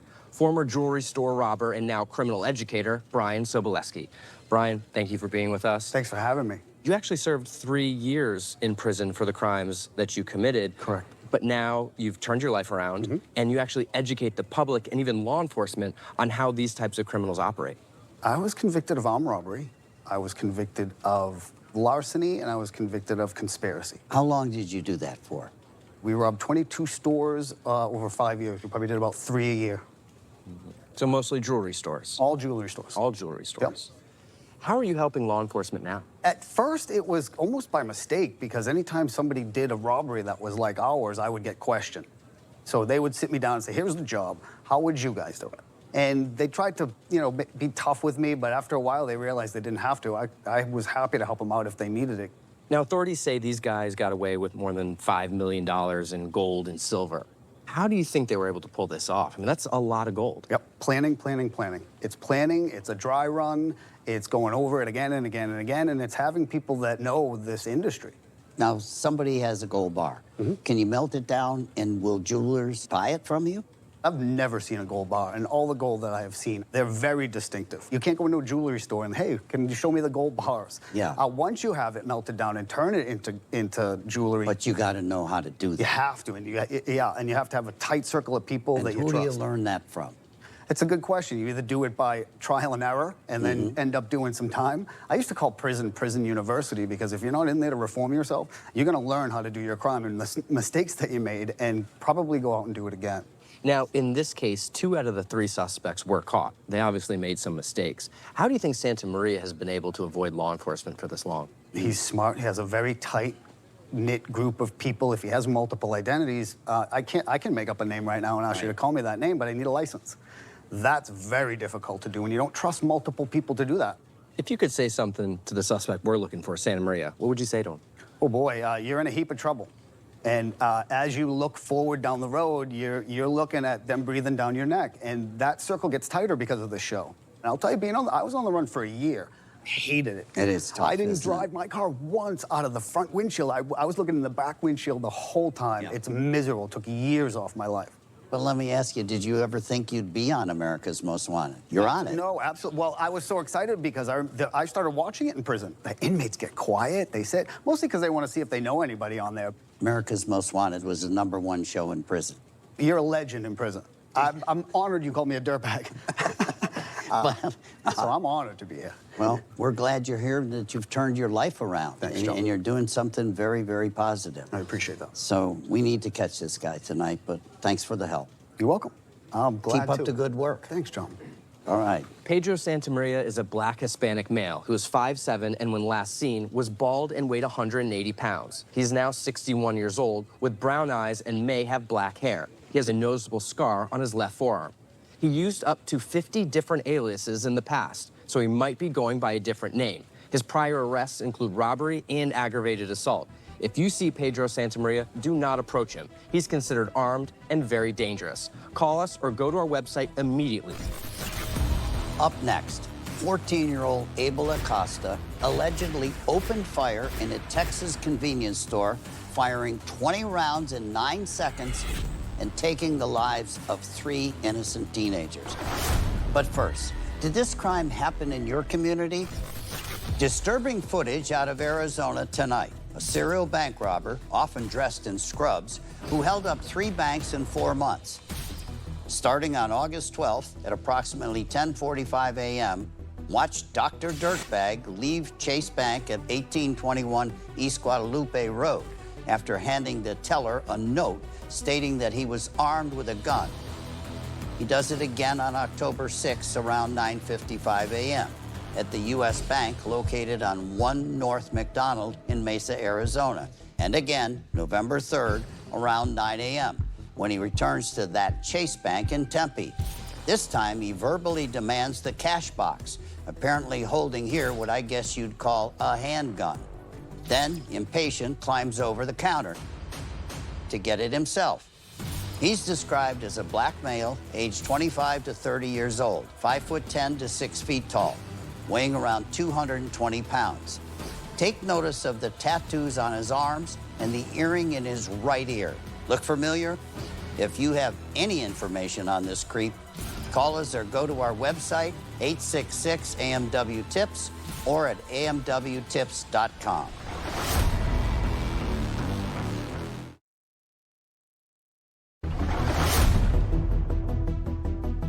Welcome back to America's Most Wanted. You know, I want to use this program to not only find fugitives, but to find the many, many missing children that are out there and get them home to their families where they belong. So, have you seen Andrew Escobar? He's been missing since last June 25th. Andrew is 11 years old with brown hair and brown eyes. He's 4'11" and last known to weigh around 95 pounds. He likes to play chess and rock climb. While Andrew was last seen in Rio Rancho, New Mexico, family tells us he may now be in northern Colorado, specifically the Evans and Greeley area.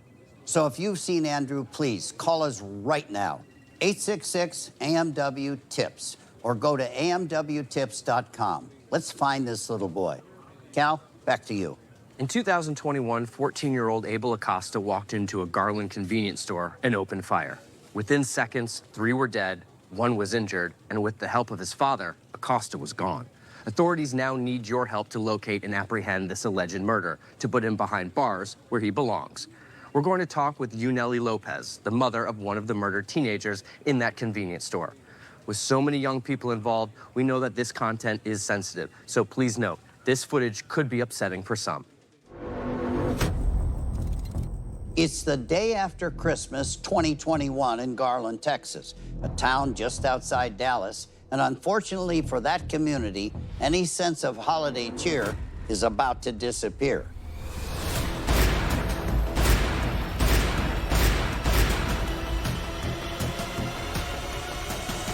Police say that's when the actions of a 14-year-old, Abel Acosta, and his father, Richard Acosta Jr., destroyed the lives of 3 local families forever.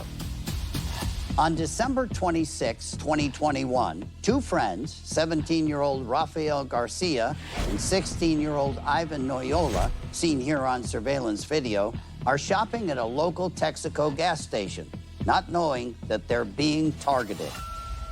Authorities believe that Rafael and Ivan had previously gotten into an argument with another teenager named Abel Acosta. The argument was possibly over a necklace. Cops say Abel's father helped his son track down Rafael and Ivan by driving him to the convenience store that night, even going so far as to walk inside to possibly see where Rafael and Ivan were. Watch as the 14-year-old suspected murderer leaves his father's truck and creeps into position with his gun drawn. Then, in a matter of seconds, the teenage murder suspect unleashes a deadly barrage of gunfire. Abel Acosta runs to his father's getaway vehicle, and they both flee the scene. Both Rafael and Ivan tragically died that night, and so did another boy who had never met any of the teenagers, a 14-year-old named Xavier Gonzalez, seen here on his phone. Xavier had simply gone to the store that night to pick up some food for his family. He went for the tacos and then came back. Me and my family, it's not the same no more. We don't have them here, and it's not fair. The next day, Abel Acosta's accused getaway driver, his own father, Richard Acosta Jr., turned himself in and was eventually convicted on capital murder charges for his part in the killing of 3 teenage boys. Abel Acosta's family members helped him get away. They're not cooperating with us. This investigation will not sleep until we actually get that person off the street. And now Xavier's family are hoping for that one tip that will bring them justice. Somebody's helping him out there. It's not fair how they took my son's life away. He was a really smart little kid. He always had a smile, always. 3 teenage boys lost their lives that night. One of them, 14-year-old Xavier Gonzalez, had never even met Abel Acosta. His mother, Yuneli Lopez, is here with us tonight. Nellie, thank you for joining us. And thank you very much. It really breaks my heart to see such a pointless murder. Thank you. Now, Xavier was just 14 years old, the youngest of the 3 that were murdered that day. Tell us about your son. He was a good student. He will help me out a lot with my daughters. He will help my husband a lot working. And everything you would ask him, he would do it. He will help out. Sounded like a good kid. Yes, he was. This occurred just the day after Christmas. What have the holidays been like since his passing? It's been awful holidays for us. It's not the same no more at all. Our Christmas, Thanksgiving, New Year's, birthdays, it's not the same no more. It's just that he was the one that would keep us all happy, laughing, joking around. Now, take us back to when you found out what had happened that day. He wanted some tacos from the corner. Tried to call him. He wouldn't pick up. He was always picking up on the first call. That's where I kind of got concerned. When we got there, I took off running to the gas station. They didn't let me go into the gas station at all. And that's when I turned around and I saw my sister, and I went over there to her, and I asked her, Xavier, he's gone. And I was like, no, it's not true. She was like, yeah, he's gone. And I was like, no, it's not true. And they were asking me what kind of clothes he had. And that's when they told me that it was him there, and he passed away. He's your angel now, you know that. I didn't want to make you cry, but I wanted you to come here and give you some hope. That's what this show's about, hope. You know, I was going to ask you what you would say to somebody that knows where this creep is. To please turn him in, don't stay quiet, stop hiding him. We'll find that bad guy. Thank you very much for everything that you have done, and I hope they do get him. God bless. Thank you very much. Thank you, Nellie. Be on the lookout for Abel Acosta. The crime happened in Garland, Texas, where some of his family still resides. Authorities believe there may also be a family ranch near Llano de Bustos, Veracruz, Mexico. The Acosta family may have other ties to Acapulco and Juarez, Mexico. Abel Acosta is now 16 years old. He's a Hispanic male with brown eyes and brown hair. When last seen, he was 5'5" and weighed 125 pounds. Now let's find this guy. If you've seen Abel Acosta or have any information about this case, whether you're in the U.S. or across the border in Mexico, contact us right now at 866-AMW-TIPS or go to amwtips.com. I've said it a million times. You can run, but you can't hide. Now, when we come back, we're going to review all of the cases and the dangerous fugitives that you saw tonight. But first, can you help us solve this crime alert? You're about to watch disturbing footage of a home burglary in Tacoma near 33rd and Mason. Even more disturbing, the suspects left the scene only 15 minutes before the homeowners returned. The female burglar approaches the front door and knocks to see if anyone is home, while her partner is casing the side and back of the home. After being inside for over 30 minutes, cameras captured her partner leaving the residence with multiple bags of stolen goods. He loads the stolen items into the getaway truck, a 2021 or newer gray Toyota Tacoma, which included jewelry, personal documents, including a birth certificate, and a debit card that they used for $1,000 at Dick's Sporting Goods.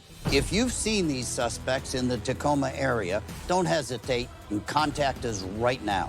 Send your tips to 866-AMW-TIPS or at amwtips.com.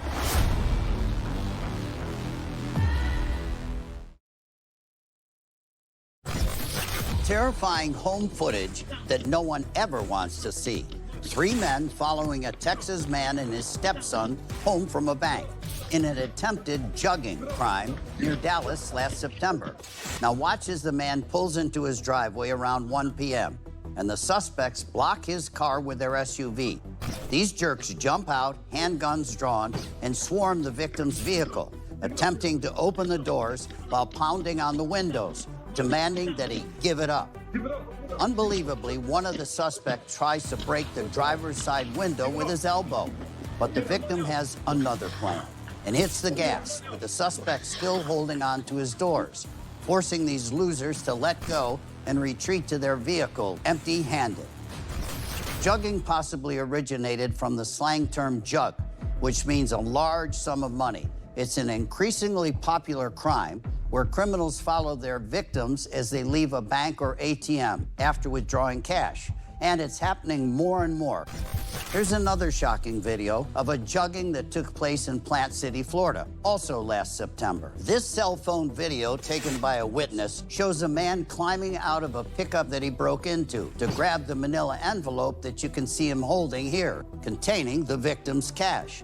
Police say the suspect may have followed the female victim who was making a withdrawal from the Bank of America. He was seen leaving the area in a silver Honda Pilot with the Florida tag B5D-NZF. If you know anything about these incidents or these suspects, please contact us right now, 866-AMW-TIPS or amwtips.com.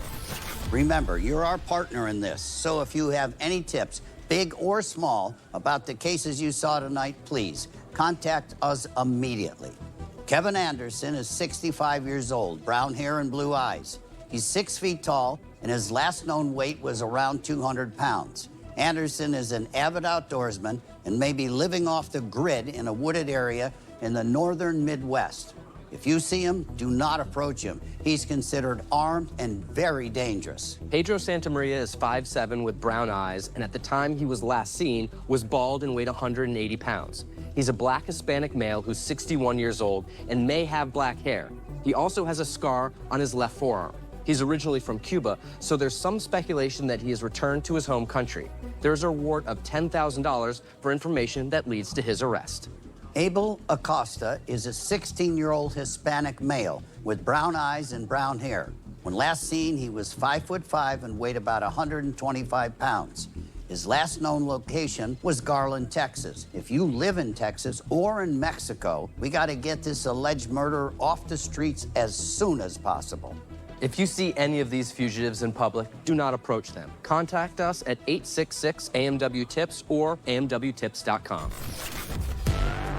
Coming up next week on America's Most Wanted. A Texas woman survives a savage knife attack White settlement 911. with the help of a quick-thinking 911 operator. I've got blood all over me. Now police need your help to find the monster responsible. I'm Callahan Walsh. And I'm John Walsh. Thank you for watching. And remember, you can make a difference. John Burke.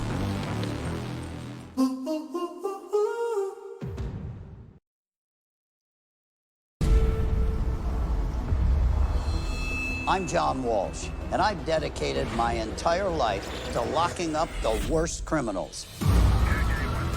Since 1988, we've caught 1,191 fugitives. We're tracking down one of the most ruthless gangs of lawbreakers we've ever gone after, including several of the FBI's most wanted. And we've reunited dozens of missing children with their families. But the job continues, and this time, my son Callahan joins the fight.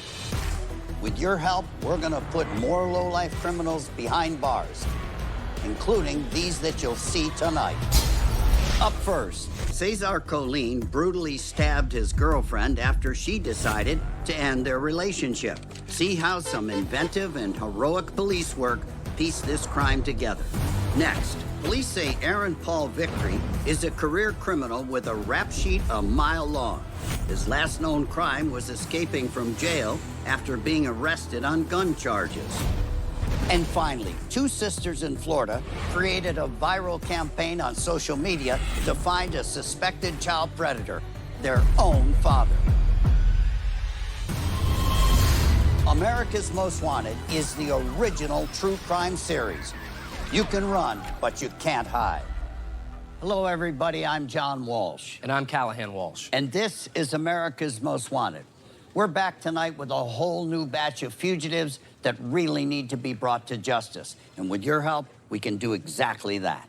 We have an incredible team of investigators with both local and state police and the FBI ready for your tips. Call 866-AMW-TIPS or go to amwtips.com. Remember, no tip is too small, and we promise you can remain anonymous. In the early morning of November 20th, 2016, authorities got a 911 call from an unidentified woman. They didn't know who or why she was calling, but her screams from the other end of the line made it obvious that she really needed help, and quick. With some keen detective work, the police discovered her location and snapped into action. Wait until you see this heroic story play out. I've been in policing a long time, almost 30 years. As a police officer, a domestic disturbance, we also refer to those as family violence. Those are some of the most dangerous situations an officer can respond to. Many officers throughout the country have lost their lives responding to these types of cases. On the night of the attack, Colleen, our suspect, was the boyfriend of Gloria. They had been out. She had made a decision that she did not want to remain in the relationship. November 20th, 2016, Colleen and Gloria had arrived home in the early morning hours. Gloria was not feeling well, so Colleen became upset because she refused to have sex with him. Colleen began taking Gloria's clothes off. She repeatedly told him no. Colleen told her if she called 911, he would kill her, except she had already called 911 at that point. 911, what's your emergency? And then he hears the dispatcher's voice on the other end of that phone. It appears, and that's when he begins his attack and stabs her multiple times. The 911 dispatcher could not ascertain what exactly was going on, but she did hear a female screaming for help. 911, white settlement. At some point while being stabbed, Gloria was able to get Colleen off of her and eventually made her way outside into the neighbor's home. Colleen had taken Gloria's phone away from her and ran out the back door with both Gloria's phone and the bloody knife to the neighboring street, where he dropped both the phone and the knife, and we believe that he fled the area. Hello? Luckily, the phone was able to stay connected, and the 911 dispatcher heard everything. All units responding. You copy. About a quarter till 6 a.m., I was dispatched to an open 911 call. In my 12 years of law enforcement, I've never seen a case as heinous as this one. What's the address again? Within 16 meters of Whitney Drive. It was a female scrimmage. Okay. You didn't get any information? Oh, no, I didn't get anything past the scrimmage. As the officers get into the area, it was very challenging because we didn't have an address. But because we had an open 911 call, we're assuming if we find the phone, we're going to find the victim. The dispatcher became very creative and decided to direct officers based upon the sounds being heard on the open 911 call through the 911 system. We had officers that would honk their horn so that they could determine, based upon the dispatcher, whether those sounds were getting louder or not. I remember asking if she could hear dogs barking and what we could hear and trying to compare it, and it was very similar to playing Marco Polo.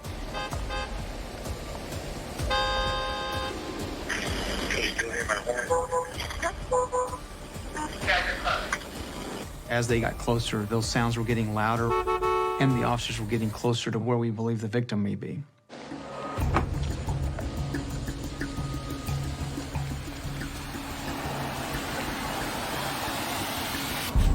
There's the phone right there. There's the phone, there's a knife. Bloody knife. Lovely. So now that the officers have the phone, the knife that are both covered in blood, the questions on officers' mind at this time is, where is the victim and where's the attacker? When we respond to domestic violence calls, dispatch checks what we call a premise history. So the dispatcher started checking the area where the phone was pinging, and that led us to this location which had 2 prior domestics. 61, I'm gonna have a fairly massive amount of blood in the front doorway and sidewalk. Police!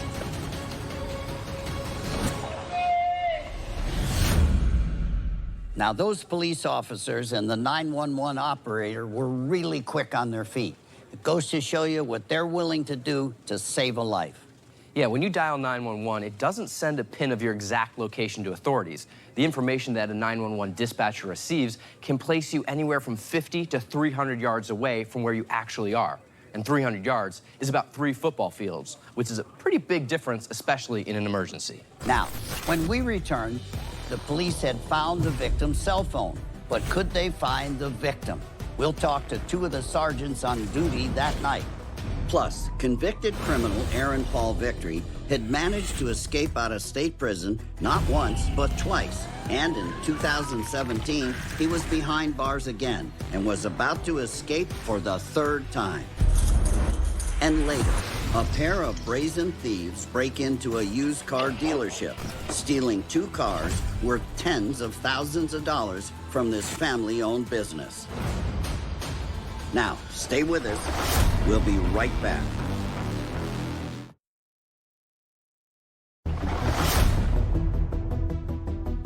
Welcome back to America's Most Wanted.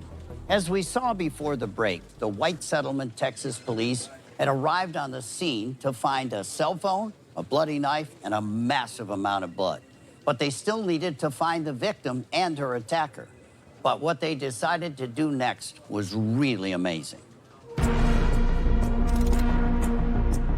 I hear a faint female voice to my right. I grab my flashlight, look over, and I see a massive amount of blood on the front of another home 2 doors down, and a woman slumped beneath the door, not moving. Officer Tibbet arrives with me at the front of the house, assists with putting a tourniquet on Gloria's arm where she'd been stabbed in the artery and lost a massive amount of blood. As Gloria is in and out of consciousness, she calls out her attacker's name. Cesar what? So with officers now having a name of Gloria's attacker, they find a truck parked in front of her original residence. Henry North King 4357, Henry North King 4357. They run the plates, and it comes back to Cesar Colleen. But he was nowhere to be found. Gloria was brought to a local hospital in critical condition. Officer Brown confirmed with medical staff that Gloria had 5 deep, critical stab wounds and was currently in surgery. The next step was to clear the house. Police department! 61, we cleared the house in the backyard. Holy cow. Yeah. Stabbed her in the bedroom, it looked like. Yeah. They clear the house. They determine there is no other victims and the suspect is at large.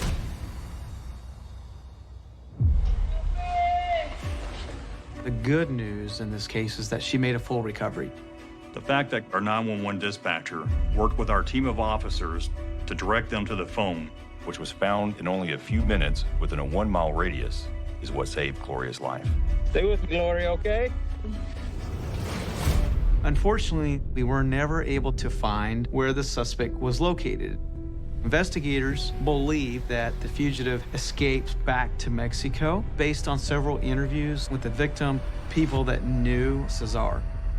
There's a level of frustration that creeps in on calls like this because he's still out there. We absolutely believe the suspect is still very dangerous. And so that's why it's so important that we get extra eyes and ears on this case. We asked viewers to look at the photographs that we have at the time.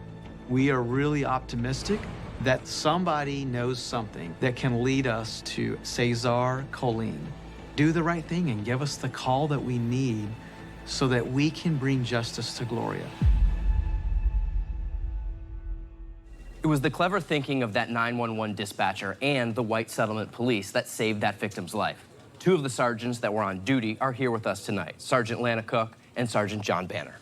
Great to have you guys here. Thank you for having us. This is a story with a happy ending, but not such a happy start. You know how urgent it is to find this lady. What are you thinking about while all this is happening? We see a massive amount of blood. A 911 call had come in.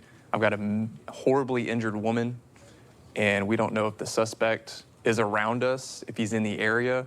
Are there any other victims inside the house? And what more resources we can get on scene to get it figured out. Now you're thinking all the calculating stuff. What were you thinking emotionally? We don't know where this person is, and it can be frightful not knowing what you're going to enter, what you're going to see, what you're going to find. The tragedy of what, might have a very bad ending. Yes, exactly. Domestic violence is a very serious situation to be in, and it only gets worse. Once it begins, it does not stop, and these guys are cowards for what they do. Real cowards. People say, oh, it's just an argument between the boyfriend, girlfriend. It's not. It's very violent for the responding cops, isn't it? Yes, sir. It's full of emotion and super unpredictable. It's also one of the most common calls that we go to. So you risk your life every day you roll out. And what would it mean to you guys, the 911 operator, and especially to the victim who is still looking over her shoulder? If we caught this guy, what would that mean to all you guys? It'd mean a great deal. I believe she would not be living in fear anymore, and just to see justice would be a great value to her. It's a representation that people who do these things are not going to get away with it, and that people do have resources to reach out, and people will help. I want to thank you and the 911 operator for helping this victim. You probably saved her life, so thank you. Thank you. Thank you for having us. Glad to. Colleen is wanted for first-degree aggravated assault. He's now 38 years old with black hair and brown eyes. He's 5'7", and when last seen, weighed 175 pounds. We have an AMW age progression of what Cesar Colleen might look like today. Now, this stabbing occurred in White Settlement, Texas. And while authorities know that Cesar Colleen has family in Grand Prairie, Texas, they do believe he fled to Mexico following this attack. Please send us your tips. Whether you're here in the U.S. or our friends in Mexico, every tip gets us one step closer to catching this guy. Don't forget, we guarantee you can remain anonymous. Call us or go to our site, 866-AMW-TIPS or amwtips.com. You can run, but you can't hide.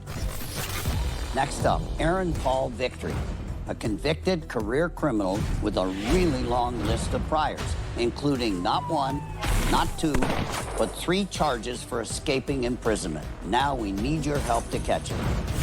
And later on, an alleged sexual offender is outed on social media by his very own daughter. This man is a vile human. We'll speak to her and her sister about their work to get justice for his victims. But first, also throughout the show, we'll be spotlighting local crimes from all over the U.S., perhaps even from your own community. Can you help us solve this one? Unbelievable surveillance video of two thieves breaking into a used car dealership in Goshen, Ohio. It happened at Upscale Auto, located at 6991 Thompson Road. Watch as one of the suspects seems to be on a cell phone call, and we're about to find out who's on the other end of the line. But first, the suspect sneaks around the back of the dealership, spots his literal window to opportunity, and breaks it, ripping out the blinds. The second suspect shows up, and suspect one jumps in the window, squeezes his way through, and grabs numerous car keys off the rack, handing them off to his dirtbag buddy who's waiting outside. These two creeps managed to steal two BMWs, a 2013 BMW 5 Series and a 2014 4 Series, worth tens of thousands of dollars from this family-owned small business. So if you know anything about this incident or recognize these suspects, please contact us immediately, 866-AMW-TIPS or amwtips.com.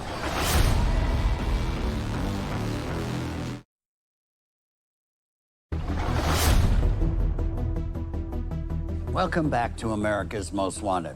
You know, Aaron Paul Victory is the kind of criminal who just won't quit, proving time and time again that he simply refuses to obey the law.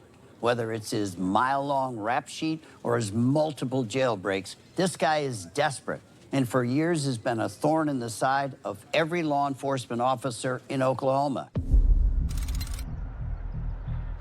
Aaron Paul Victory is a career criminal who is armed and dangerous and currently on the run in southeastern Oklahoma.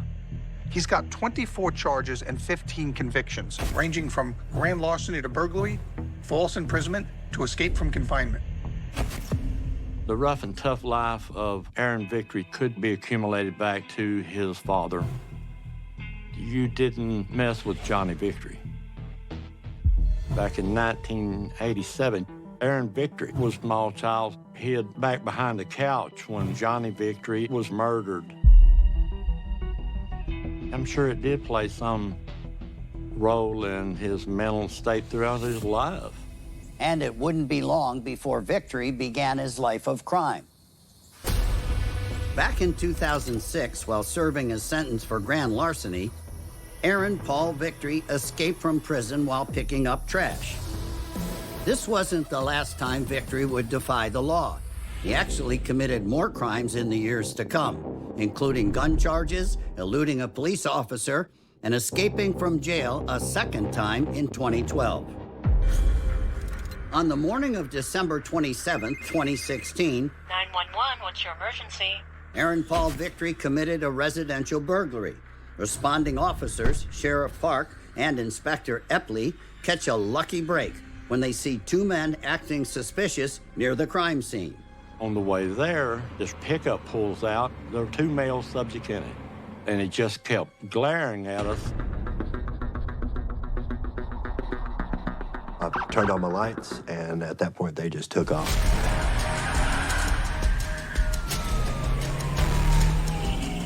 There was a quick chase of 5 to 6 miles before Victory turned onto an access road.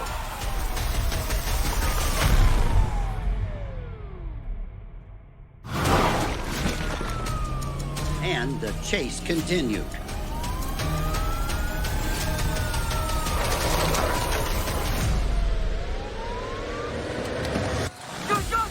I see Mr. Aaron Victory come out with a pistol, so I shoot a round off from my rifle.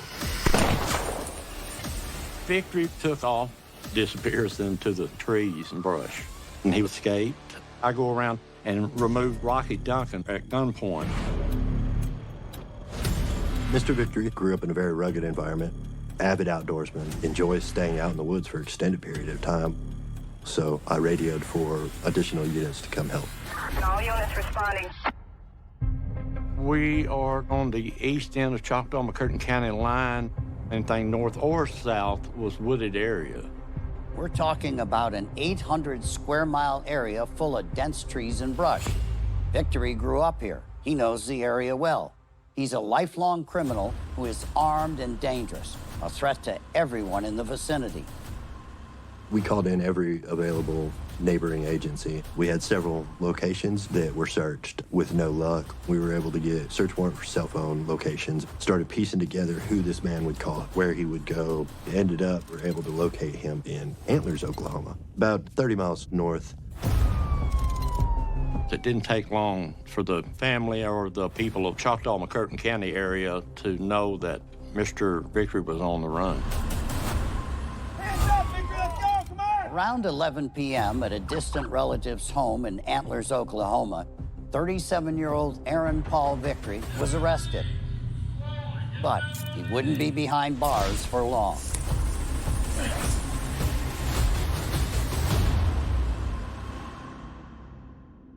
You can't deny that Victory was a smart guy and has spent his whole life in and out of the system. But I'll tell you, Cal, these guys will do anything to get out of prison. Think about Alcatraz. Way back in '62, those guys made fake heads out of paper mache to trick the guards so they could make a run for it. It is fascinating, but it's not as easy to escape jails and prisons nowadays. In fact, there was a study done by the Prison Journal that said 92% of prison jailbreaks are actually unsuccessful. But that doesn't mean there isn't a lot of them. Escapes happen every single day. They're much more common than you'd think. It's not always as sensational as you see on TV or maybe in the movies, but a lot of times it can be a guy walking right out of a low-security jail. And on that note, a special alert to correctional officers. We found several of America's most wanted fugitives because of you. Victory could be easily incarcerated right now under an alias, so be on the lookout. When we come back, we'll learn more about Victory's next skillful escape and speak to a survivalist to give you the information you'll need to look out for him. And later, a 67-year-old Vietnam vet is robbed of his entire life savings in the middle of the night. Can you help us catch the men behind it? But right now, it's time for another look back at the AMW vault and one of my all-time favorite captures, John List. This absolute monster killed his entire family and was on the run for over 18 years until we featured him right here on America's Most Wanted. Watch this. To many, John List was a most unlikely murder suspect. He was a college-educated accountant and a father of 3 who taught Sunday school. But when List lost his job and he couldn't pay the bills, family pressures started piling up. On November 9th, 1971, he systematically executed his entire family, his wife, his 3 children, and his own mother. For 18 years, the police had no idea where he was. We decided to try something that had never been done. We asked forensic sculptor Frank Bender to create a bust of what an elderly John List might look like. On May 21st, 1989, we aired the gruesome story of John List. And after 18 years on the run, you caught List in just 11 days. The bust was a perfect match. And with your help tonight, I know we can bust even more of these lowlifes. Stay with us. We'll be right back.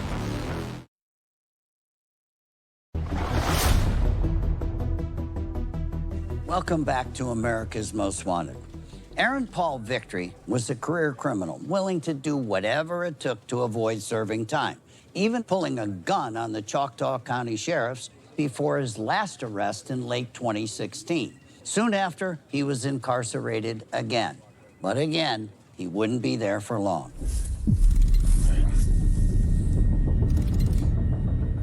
A few months after being arrested, on February 17th of 2017, a federal warrant was issued for Victory for being a felon in possession of a firearm and possessing a stolen firearm.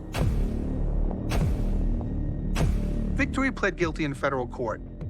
Then on May 10th, 2017, Victory was extradited back to Choctaw County, where he was charged with the initial state crimes of second-degree burglary and grand larceny in Choctaw County District Court. But unfortunately, the jail's dorm was no match for Victory. He was able to etch out the sealant in the glass, and then he was able to squeeze through. It wasn't 10 inches wide. into a recreational area. He tore up sheets, which he tied in knots and used as a makeshift rope. There was actually an old school lunchroom table. So Mr. Victory flipped it up on its end and used the seats to climb up. There was a box that had Christmas lights. So Mr. Victory took those lights and was able to throw them up and get it hooked around one of the bars. And it was just strong enough, he was able to crawl up and went right through a 30-foot tall skylight. Aaron Paul Victory has proven to be resourceful, clever, and agile, but also extremely dangerous. And he's willing to do anything to survive. I really think that someone along the way had picked him up, family or something like that, because it didn't take long before he's gone.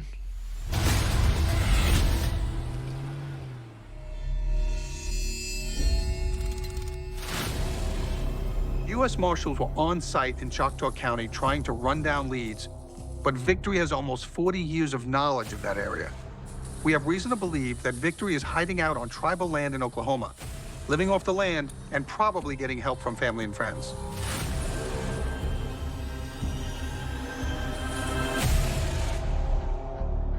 The original charge had him committing an armed robbery and then pointing a weapon at police officers.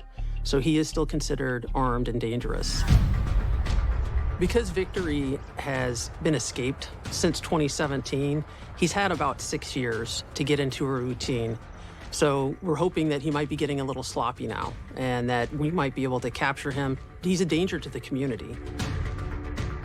Victory is a career criminal. The longer he's on the run, the more crimes he could commit, putting innocent people in danger.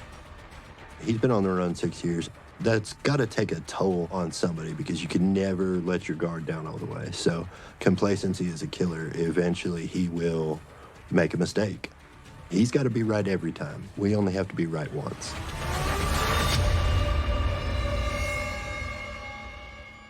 We're now joined by backcountry skills expert Craig Cottle.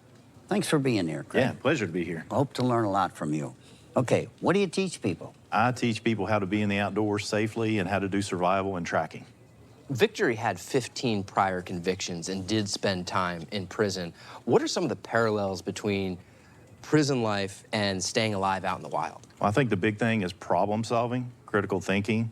He's already demonstrated that he knows how to solve problems with minimal resources. That's survival at its best right there. Mm-hmm. How long do you think he could be out there alone? I spent 30 days in the woods with nothing but a knife. And the second time I did it, I nearly starved to death. Yeah.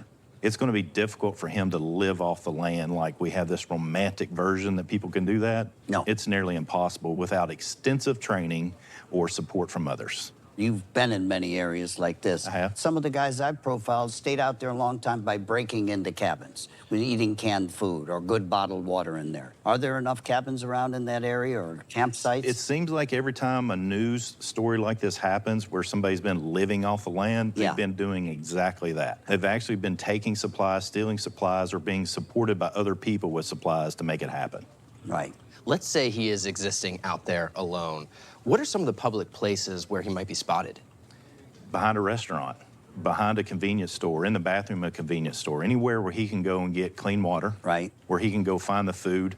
Food is not necessarily a survival need real quickly, but we all want it rather quickly because we're used to eating on a daily basis. So he'll be going to places like that to find food and water. I know several guys we've hunted down in the wilderness. They usually came in, they were starving or they were sick. That's how we caught them. We as a species need the same thing. All of us need the same thing. He needs safety and security, shelter, water, and food. Whether he finds that in the environment or whether he gets that support from an urban or suburban area is going to be up to him. Well, thanks for being with us. Thank you for all the letting me tips. be here. Absolutely. I hope our viewers can take your advice and hope they keep do their too. eyes peeled for this dirtbag. Aaron Paul Victory is 6 feet 2 inches tall with brown hair and brown eyes. When he was last seen, Victory weighed around 200 pounds. Victory is now 45 years old and heavily tattooed. He has tattoos on his arms, back, and left shoulder. Check out how distinctive the ones are on his right arm and right leg. He also has visible scars on his head and right cheek. We have an AMW age progression of Victory and what he may look like today, and another one with a beard, which he may be wearing to hide his features. Victory escaped from Choctaw County Jail in Hugo, Oklahoma, but he has ties to McCurtain County in Oklahoma as well, where his ex-wife lives. Recently, investigators have reason to believe that Victory could also be hiding out on tribal land in Oklahoma. There have also been sightings of him in Mississippi and in Oregon, where his relatives live. Do not approach Aaron Paul Victory if you see him. Instead, please call us or go to our site immediately, 866-AMW-TIPS or at amwtips.com. You can always remain anonymous. Next up, the daughter of an alleged sex offender finds out about her father's charges and takes a stand on social media. This man is a vile human. Have you seen this creep, Davy Albaron? But now, we need your help to solve this crime alert. Heartbreaking footage of a robbery that took place at an elderly veteran and his bedridden wife's home in Sacramento earlier this month. Around 1 a.m., two masked gunmen kick in Marine Vietnam vet Marlon Harris's door on the 6600 block of Pomegranate Avenue with their firearms drawn. These dirtbags know right where they're going, Harris's bedroom, to grab a safe containing his entire life savings. They make him kneel on the ground with his hands up and a gun pointed at his head so that they can grab the safe, containing over $36,000 in cash. Every penny that Harris and his wife had saved and were going to use to pay for their extensive health care bills. It's the healthcare workers, a rotating staff of caregivers, according to Harris, who were the only ones outside of him and his wife that knew about the safe.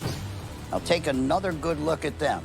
One of the suspects appears to have a tattoo on his arm. Look familiar? If you know anything about this horrible burglary or live in the Sacramento area and recognize these men or their voices, call us or send us your tips immediately.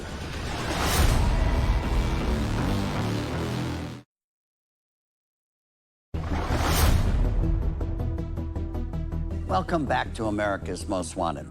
You know the #1 goal for AMW is to find fugitives, but also to find as many missing children as we possibly can. Sharing the names and faces of these little ones can save their lives, plain and simple. So, this week, we need your help to find 4-year-old Stephen Bryant. His last known location was Indianapolis, Indiana, on June 9th, 2022. Stephen has light brown hair and dark blue eyes. When he was last seen, he was about 3 feet tall and weighed about 35 pounds. Authorities believe that Stephen could currently be in Bedford or Mooresville, Indiana. So if you've seen Stephen Bryant, call us or send us your tips at 866-AMW-TIPS or amwtips.com. Let's get this little boy home where he belongs. Cal, what's our next case? In 2022, Anna Albaron found out her father was on the run after being charged for sexual battery, lewd and lascivious molestation, and child abuse with 2 minor victims. Anna took to social media to share her family's story and to ask for the public's help in finding her dad so his victims can get the justice they deserve. Her post went viral, getting the attention of people across the country, including everyone here at America's Most Wanted. We're going to talk with Anna and her sister, but first, watch this.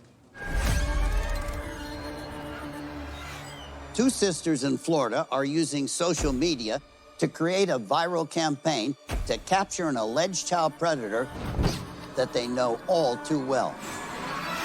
So this is my father. He's Osceola's most wanted for his crimes against kids. When his last victim came out, who happened to be my daughter, everything came out. So I found out last year that my father hurt my niece. I got upset and I posted this on Facebook. Like, in a matter of hours, this was viral. Their efforts have been so successful that even the local sheriff's department has joined in on the viral campaign. This is the Osceola County Sheriff's Office. We have a warrant for Davy Albaran for his arrest for the acts that he did against 2 young girls. Thank God for the courageous acts of coming forward. Help us get this scumbucket off the streets. for what he did. I just want to give a big thank you to everyone who's been helping us and supporting us and donating to either the billboard, sharing and reposting our videos, spreading the word and keeping an eye out and sending in tips. Like, that means a lot to my family and I. This man is a vile human, and I feel like because I'm his oldest and I'm his first, I need to find him. Like, there's just something in my soul that will not stop until I do. Because all I care about is finding my dad. Davy Albaron's beautiful daughters, Anna and John 80, are with us. Thanks for being here. Thank you so much for having us. Thank you so much for having us. You are so brave. You are so brave Thank and you. tough. First, let's start at the beginning. How did you find out? So I actually got a phone call from my sister, and she told me that my child had said that Davy had been sexually abusing her the last few months, and my heart dropped. What did you think? I was devastated. My dad was my best friend, and I couldn't believe that he did that. Horrible nightmare. Yeah. Horrible nightmare. As a father, you're supposed to protect your Hell family. yes. Hell You're yes. supposed to protect your family, not supposed to harm them. How difficult was it for you to discover this information about your father? The most heartbreaking thing I've ever had to deal with in my life. I had to be strong for my child while I was breaking down, you know, on the inside. Every day I'd be crying. I couldn't even tell her till days later because I felt like I failed my child, you know? And I just didn't even know how to speak up about it out loud. I couldn't believe that I was going through something like this. I couldn't believe my child was dealing with something like this.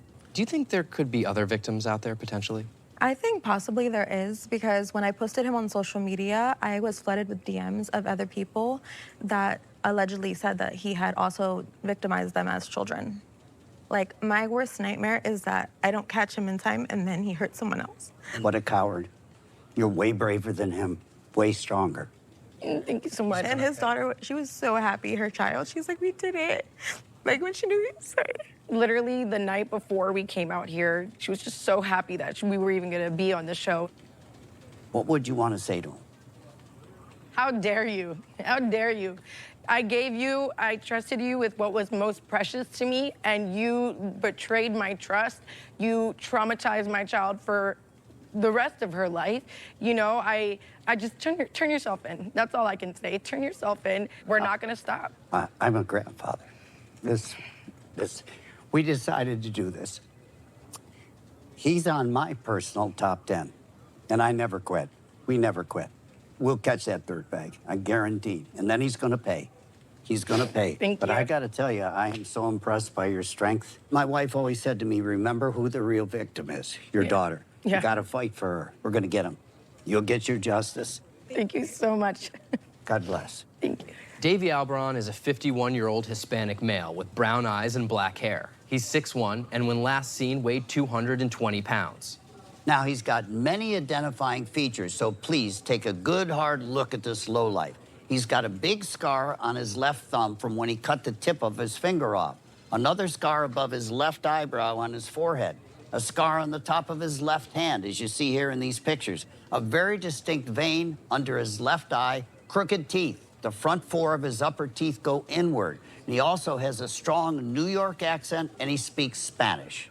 Now let's take a look at the map and see the possible places he could be hiding. According to his daughters, he's known to frequent St. Cloud, Florida, where he's being charged, as well as Kissimmee, Florida. His last reported sighting was in November 2023 in Lakeland, Florida. Davy Albaron also has a lot of family in Puerto Rico, specifically the areas of Ponce and San Lorenzo. Let's find this coward scumbag. So if you've seen Davy Albaron or have any information about this case, for our friends here and our friends in Puerto Rico and beyond, please contact us now at 866-AMW-TIPS or at amwtips.com. I guarantee you, I'll say it again, I guarantee you can remain anonymous. Just have the courage to make that call and make these kids' lives better. When we return, a recap of all the dangerous fugitives that we discussed tonight. But right now, can you help us solve this local crime alert? 5 thieves stealing up to $250,000 in luxury goods during a brazen afternoon robbery at a Chanel store in Washington, D.C. last December. It happened at the City Center, D.C. on I Street Northwest at around 5:30 p.m. Here are the suspects entering the store from all different directions. Two are dropped off by this white sedan, possibly a Mercedes. One of the men is carrying a fire extinguisher, which he uses to spray an armed security officer on duty. As they make their way in, the suspects ransack the shelves, grabbing as many handbags as they can. The suspects then flee the scene, but surveillance captured a clear image of one of them. Look familiar? Then do the right thing and contact us immediately. 866-AMW-TIPS or amwtips.com. Remember, you can run, but you can't hide.